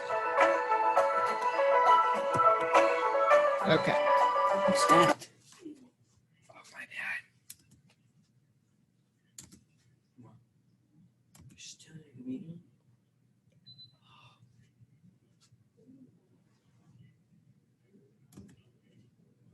David, we found your backpack. Now let's take a look at how WIDA's kindergarten tests are administered with several students.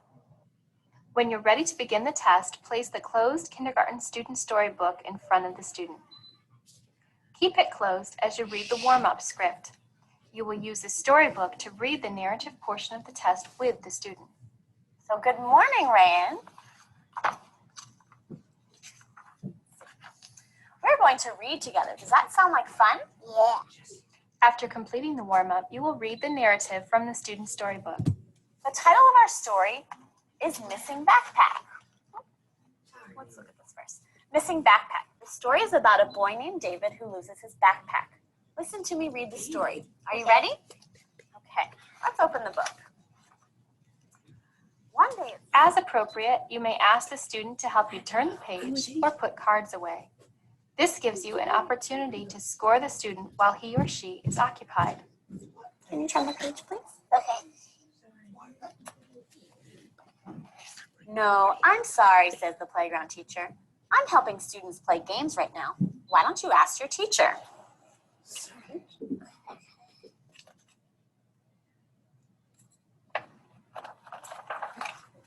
So David asks his teacher, have you seen my backpack?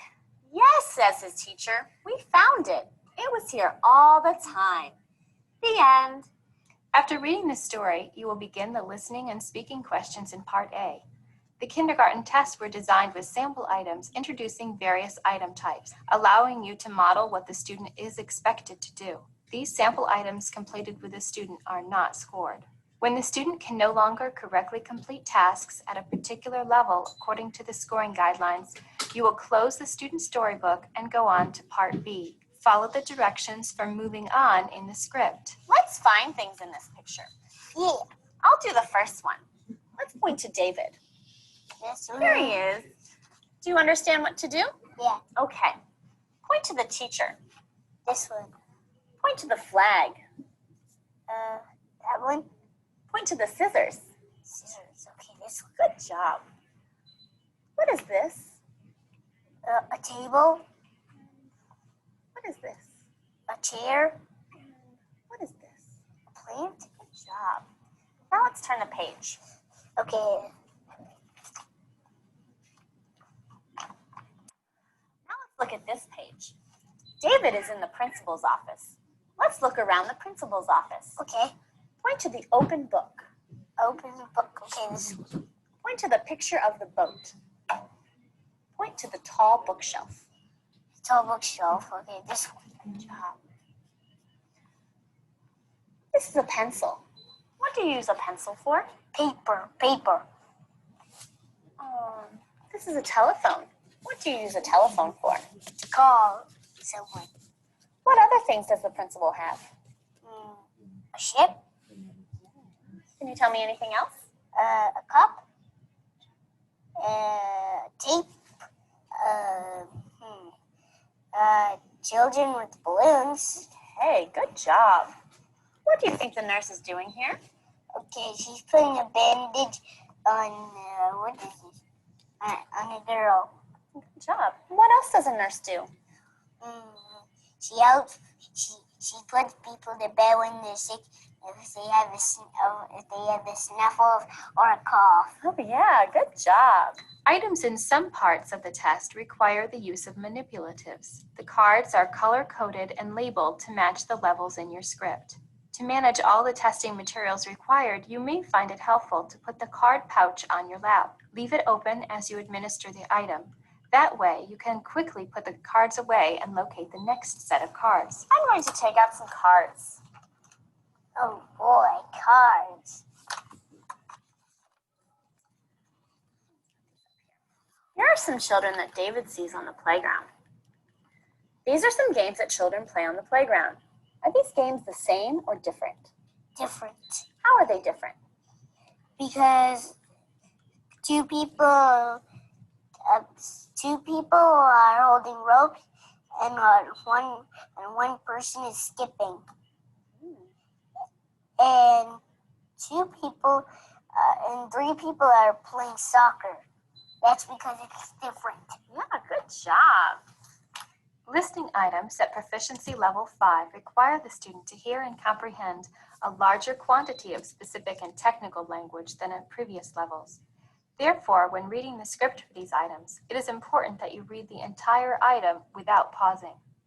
I'm going to take out some more cards. Okay, okay. You ready? These are some things in David's room. David's room? Classroom. His classroom? Mm-hmm. David's teacher finds things where they do not belong. Put them where the teacher finds them. Okay. I'll do the first one. The teacher finds something you can use to open the lock. It is on the floor. There. Yeah, and it is on the floor. So I'm going to put it here on the floor. Okay. Okay? Do you understand what to do? Yeah. Okay. I'll put this card away. Now it's your turn. The teacher finds something that has penguins on the cover. It has a lot of pages and is fun to read. It is under the window. Put it where she finds it. Here. Good job. Let's put this back here. The teacher finds a cuddly toy that has whiskers and spots. It is by her feet. Put it where she finds it. Okay, by her feet. Good job. Let's put this back here.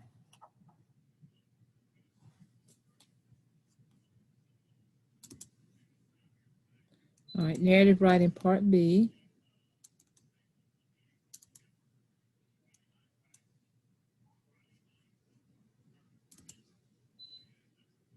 After completing Part A, you will move on to the writing section, Part B. Writing tasks in Part B consist of a screener, where students are directed to write their name, and a subsequent writing experience. If the student is not able to correctly write his or her name, the test administrator is directed to wind down from the task and proceed to the reading tasks in Part C. To complete the open-ended writing experience, the test administrator follows the script and is directed to record a transcription of the language the student produces. It is important to note that the writing experience is not a speaking task. Do not continue to prompt the child to continue giving you oral output. As soon as the child says something and there's a pause in their speech, ask them to write that down. During the writing experience, if the student begins to draw, prompt the student to try to write words or letters as suggested in the test administrator's script. Immediately following Part B, you must score the student according to criterion for 3 levels, low, mid, and high, in order to correctly place the student for the second set of writing tasks in Part E. Please refer to the student response booklet and test administration manual for more information on these levels. You must fully complete the writing test scoring page in the student response booklet after the student has finished both parts of the writing test, but this may be done after the student has left the testing room. Now we are going to write. Here's your paper, and here's your pencil. Please write your name in the box.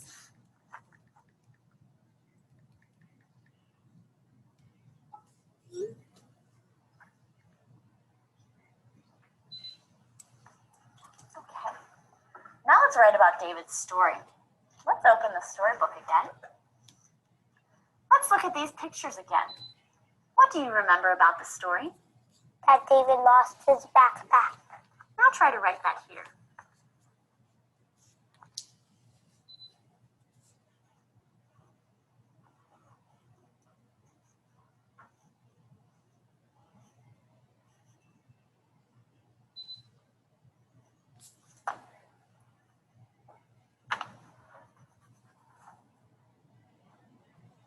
Good job.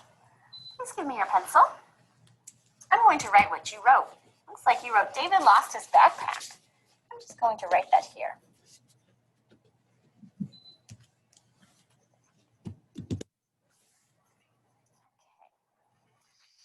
I'm going to take your paper back, and we're going to do something different. Let's close the book. After completing Part A, you will move. Oops. Okay, Part C of reading.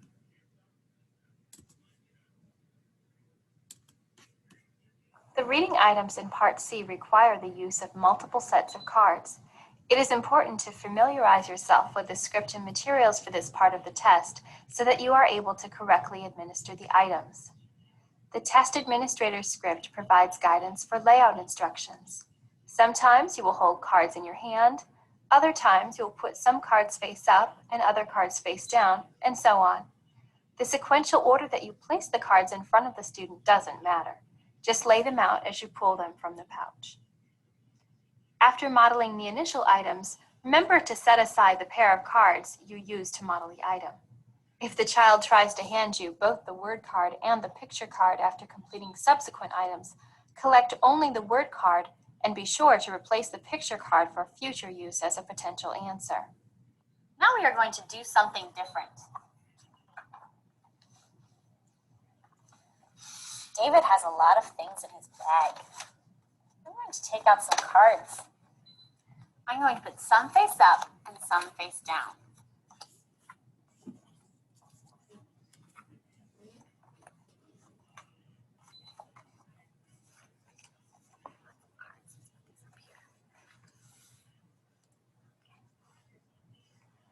These are some of the things David has in his bag. I'm going to turn over a card. A bunny. Yeah, I'm going to look at the shape of this card and I'm going to find the card that matches. Here it is. They go together. Okay. Now I'm going to take these two cards away. Now you are going to do the same thing. Turn over a card.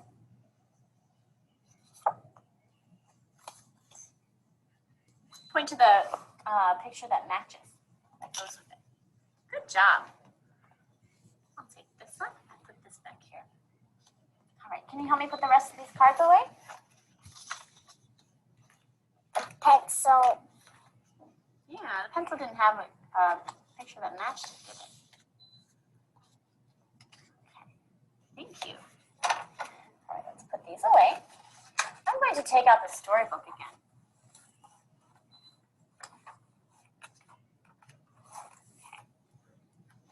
I'm going to take out some cards and hold them in my hand. These are some things that David likes to eat for a snack. Here's a picture of a peach. Peach begins with the P sound. I'm going to put the picture of the peach under the letter that makes the P sound. Okay. Now I'm going to take the card away. Here's a picture of raisins. Raisins begins with the R sound. Put the picture of the raisins under the letter that makes the R sound. Good job. Take that. Now here's a picture of a juice box. Juice begins with the J sound. Put the picture of the juice under the letter that makes the J sound. Good job. I'm going to take that back. David is bringing something to show at circle time. I'm going to take out some new cards. I'm going to put some face up and some face down.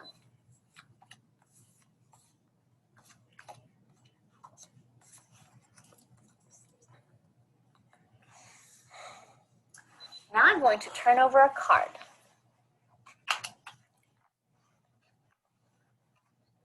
This word says water. Now I'm going to point to the picture of water. Here it is. What water? Yeah, what water? Good job. Now it's your turn.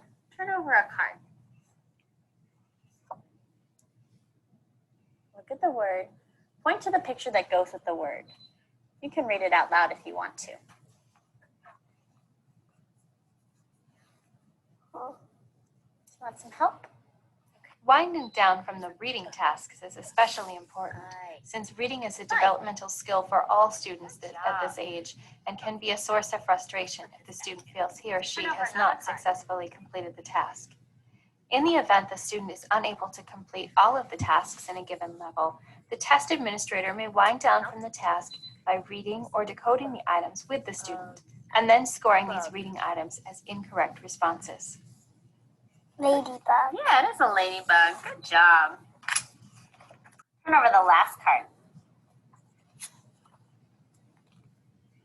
Some kindergartners may need a break during the test to refocus and perform to the best of their abilities.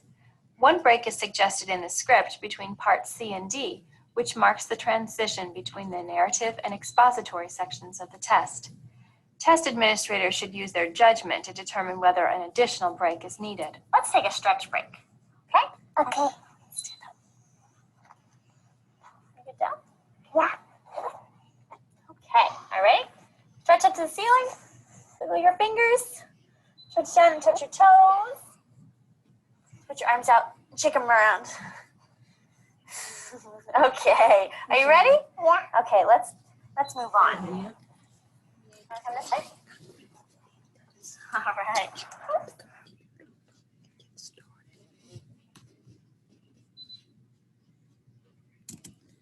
All right, expository, listening part D.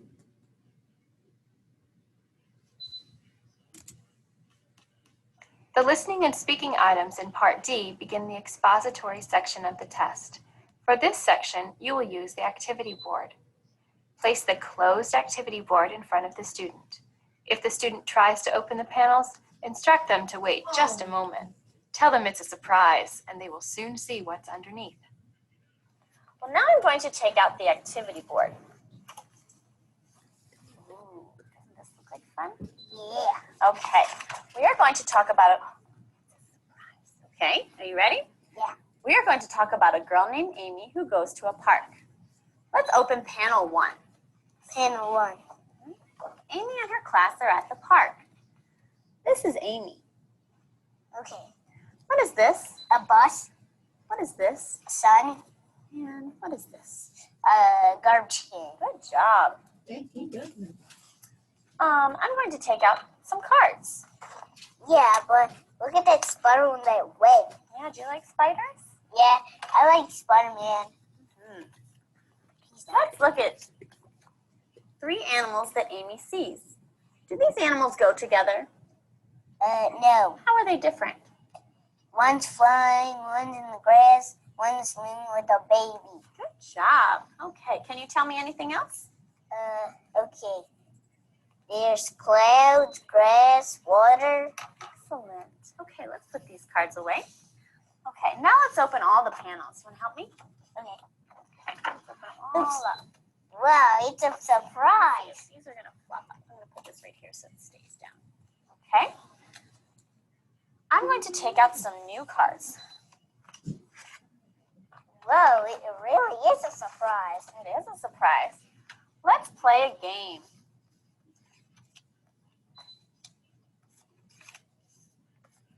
Okay, we'll play a game. Are you ready? Yeah. Okay. I'm thinking of a bug with more than 6 legs. A bug. It spins a web to trap insects. Find it for me. This Put it one. on a branch. A branch. Good job. Let's put this back here. Amy liked the animals that she saw at the park.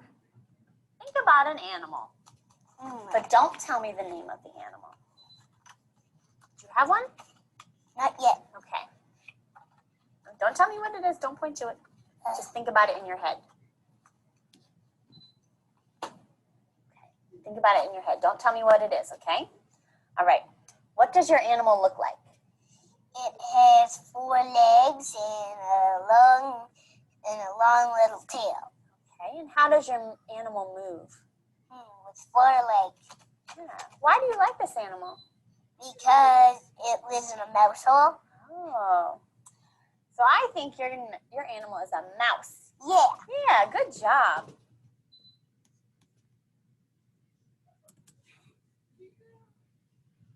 All right, expository writing, part E.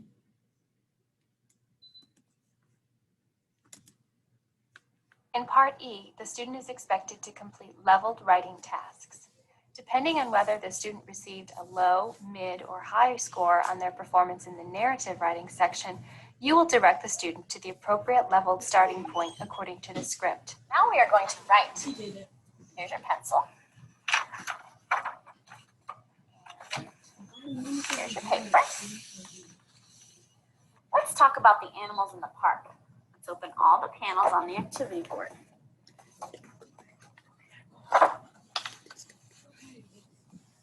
Tell me about your favorite animal.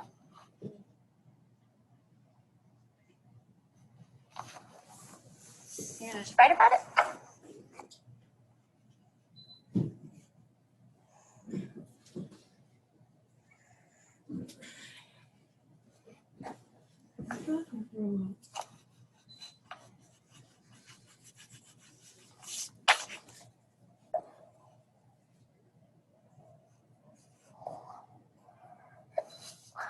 Good job. Give me your pencil. I'm going to write what you wrote. What did you write here? It walks slow, and it is my favorite color. All right. Walks slow, and it is my favorite color. Great job. I'm going to take the paper back. Let's close the panels on the activity board. Can you close that one? Let's put the activity board away. Now we are going to do something different.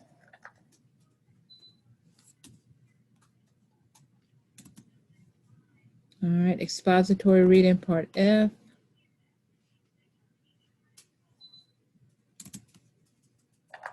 Like the writing tasks in Part E, the starting point for the reading items in Part F depends on whether the student scored low, mid, or high in Part C, the previous reading section. If the student's previous reading score was low, you will start at F1 in the script. If the student's score was in the middle, you'll begin at F3. And if the student's previous reading score was high, you will start at F4 in the script. If the student is unable to complete the tasks at their entrance level, simply end the test according to instructions in the script. Amy learns about other animals. I'm going to take out some cards. I'm going to put some face up and some face down.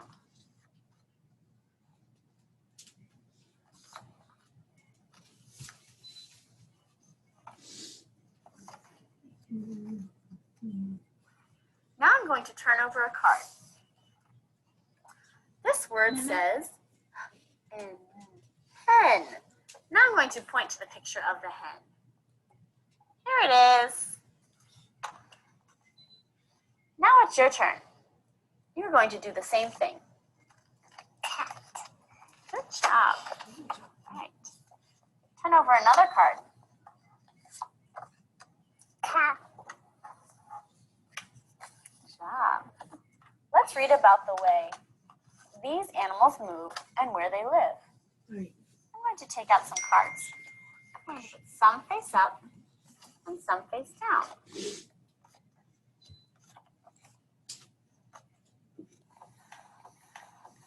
Here are some of the animals. Turn over a card. Point to the picture that matches what the words say. Turn over a card.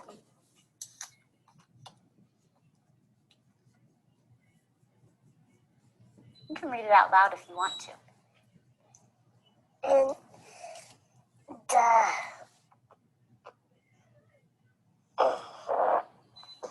In the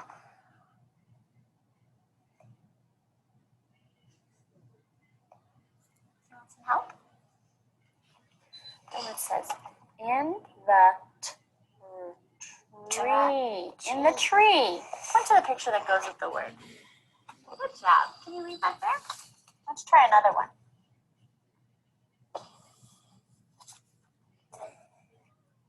the nest. Point to the picture that goes with the words. Good job. I eat a big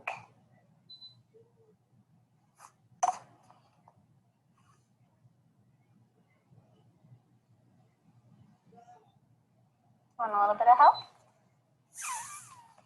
I eat a big bug. Point to the picture that goes with the word. Good job. All right, let's put these cards away. Okay.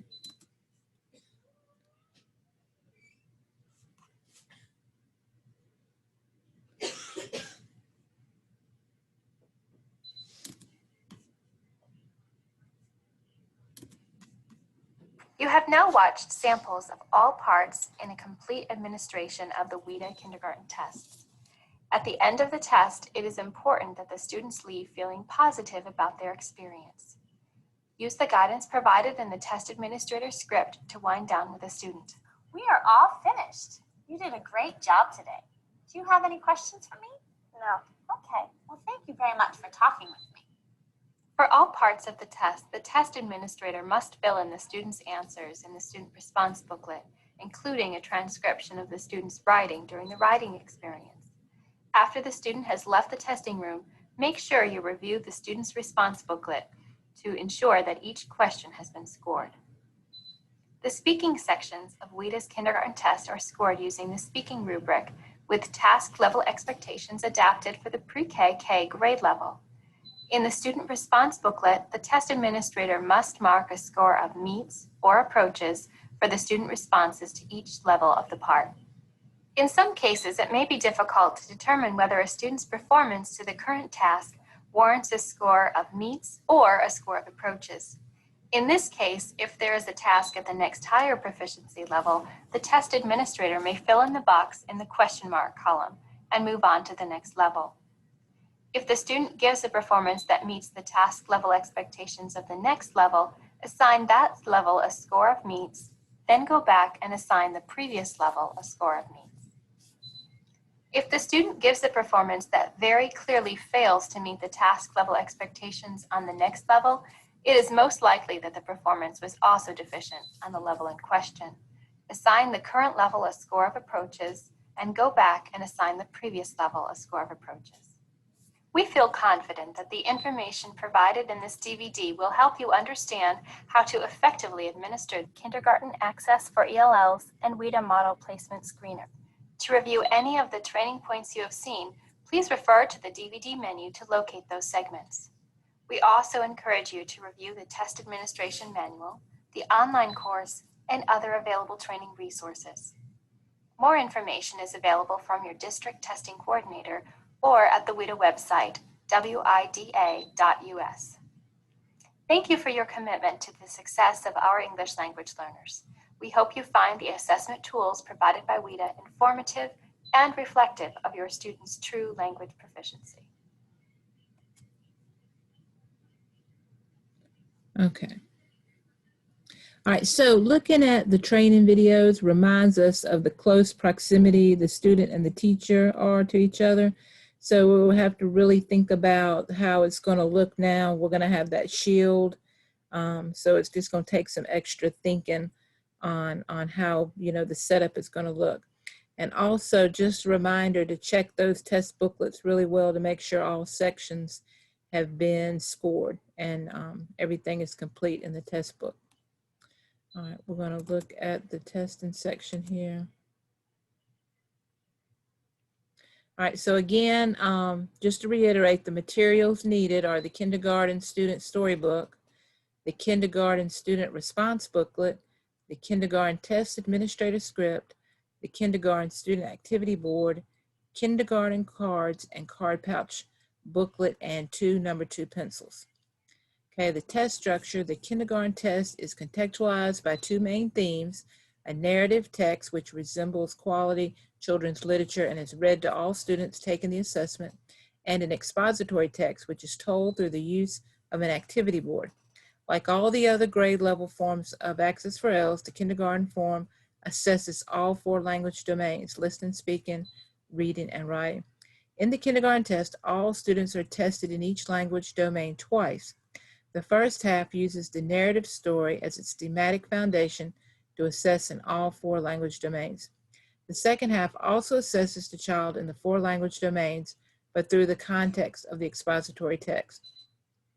For easier navigation of the test, it has been structured into 6 main components, each assessing 1 or more of the language domains, and they're called parts. And we just went through the videos and looked at each part. Okay, each part is divided into 5 levels, which correspond with the first 5 WIDA English language proficiency levels. The tasks at each level are designed to appropriately assess language at that specific proficiency level. For example, level 3 of Part D includes the listening and speaking questions that are aimed at proficiency level 3. Okay, the kindergarten test is adaptive. That means that the student is presented only with questions that the test administrator reasonably expects the student will be able to understand and respond to based on the student's responses to questions in the previous level. Additionally, the writing and reading tasks in the second half of the assessment, parts E and F, have a low, mid, and high starting points where a student beginning these parts depends on their performance on the previous writing and reading task in parts B and C. Each student is tested in all parts, although not every student is administered all levels in each part. A suggested stretch break is scripted between part C and part D, which marks the transition between the narrative and expository sections of the test. Okay, it says here that if scheduling requires that a test administration be divided into 2 sessions, the break must occur between the administration of the narrative and expository sections and last no more than 2 consecutive school days. So I can't think of a reason that would happen unless the child got sick or some emergency happened, because you know, the majority of the time the test is able to be administered in 1 session. All right, we're going to look at afterward here. So the tasks below need to be completed after the student has left the testing room. You're going to review the student response booklet and make sure all parts of the test have been scored. Confirm all necessary fields are completed and all necessary labels are adhered to the student response booklet. Ensure the student response booklet is in proper condition to be returned with no loose or damaged pages. Return testing materials to a test coordinator for secure storage until return shipment, or store the testing materials in a secure area until they can be handled over to a test coordinator.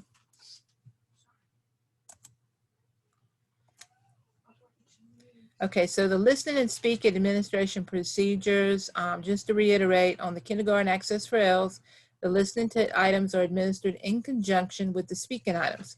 So within each part of listening and speaking test, the student is presented with these test items and with test items and gives a response. The test administrator then assigns a score and continues to administer test items until the student reaches his or her performance ceiling, or that the part has ended, whichever comes first.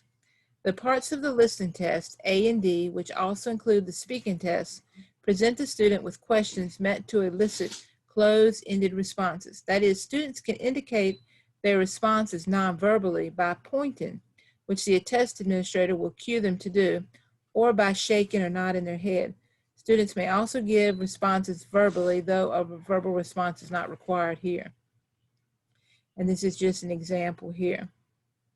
Okay, repeating items. For the listening task, the test administrator may not repeat an item unless a severe disturbance or interruption occurs. So disturbances that may warrant repetition of a test include an announcement on the loudspeaker while an item is being read, a lawnmower going by, an open window outside the testing room while the test administrator is reading an item, and similar events.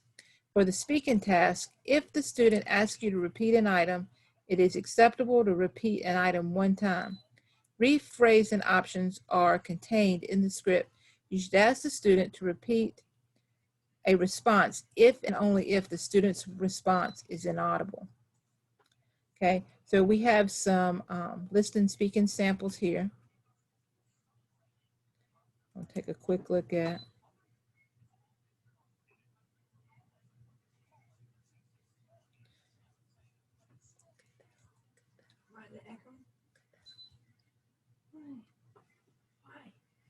Okay, so here you have the test administrator script, what you're going to say, the moving on, when to stop, student storybook, student response booklet.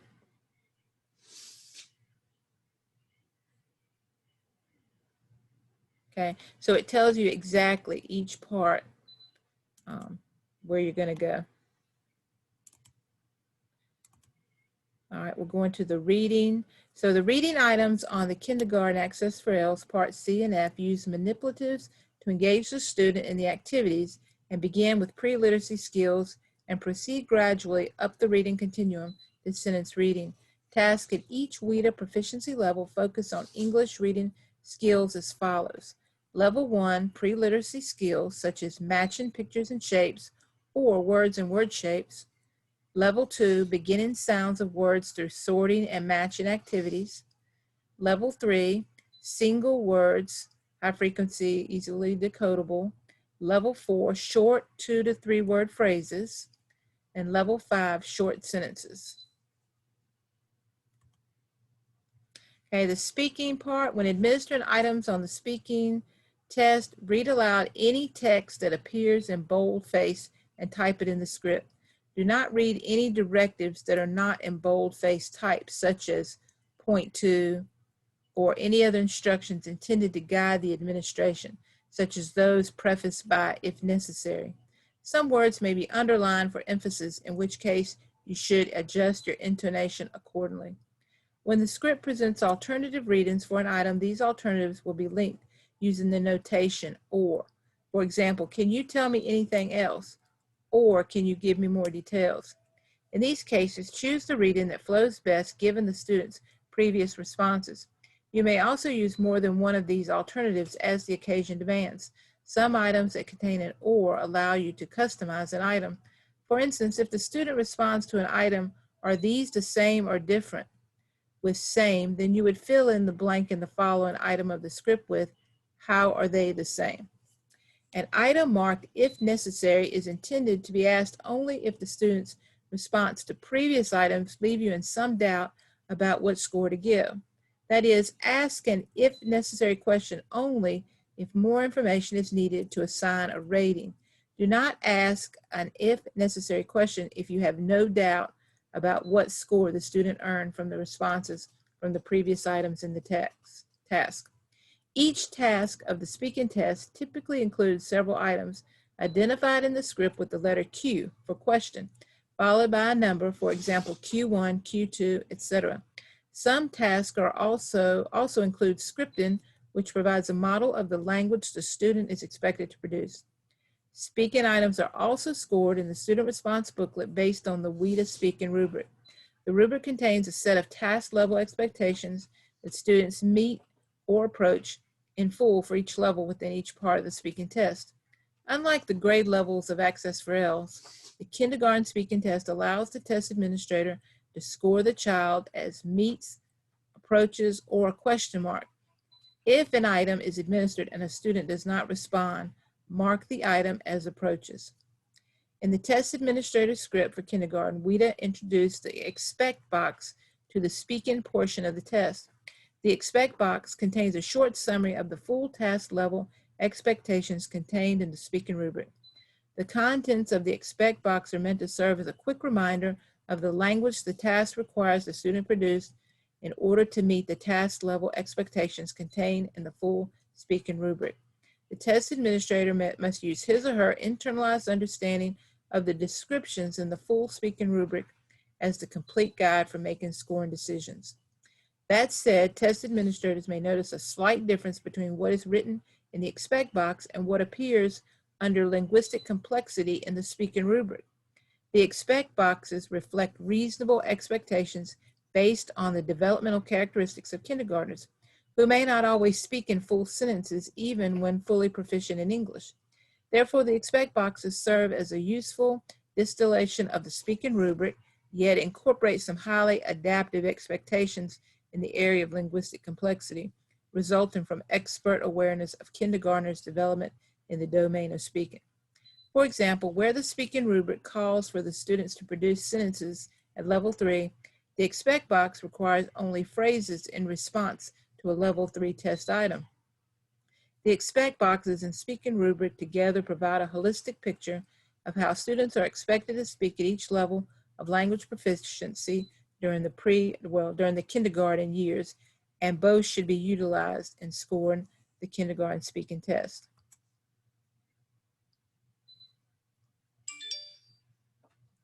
Okay, so the writing background for the writing test consists of 2 parts, B and E, associated with 2 different text types used in the test, narrative and expository. The Part B writing task is a writing experience related to the narrative. The second set of writing items in Part E is associated with the expository text and consists of leveled writing task and a second writing experience. Specific administration instructions are described below. So general writing test procedures: at the beginning of each part of the writing test, the test administrator hands the student response booklet and reads the scripted sections from the kindergarten test administrator script. The student then records his or her answers in the space provided. The writing test is the only component of the Access for ELLS kindergarten test in which the students directly record their responses in the student response booklet.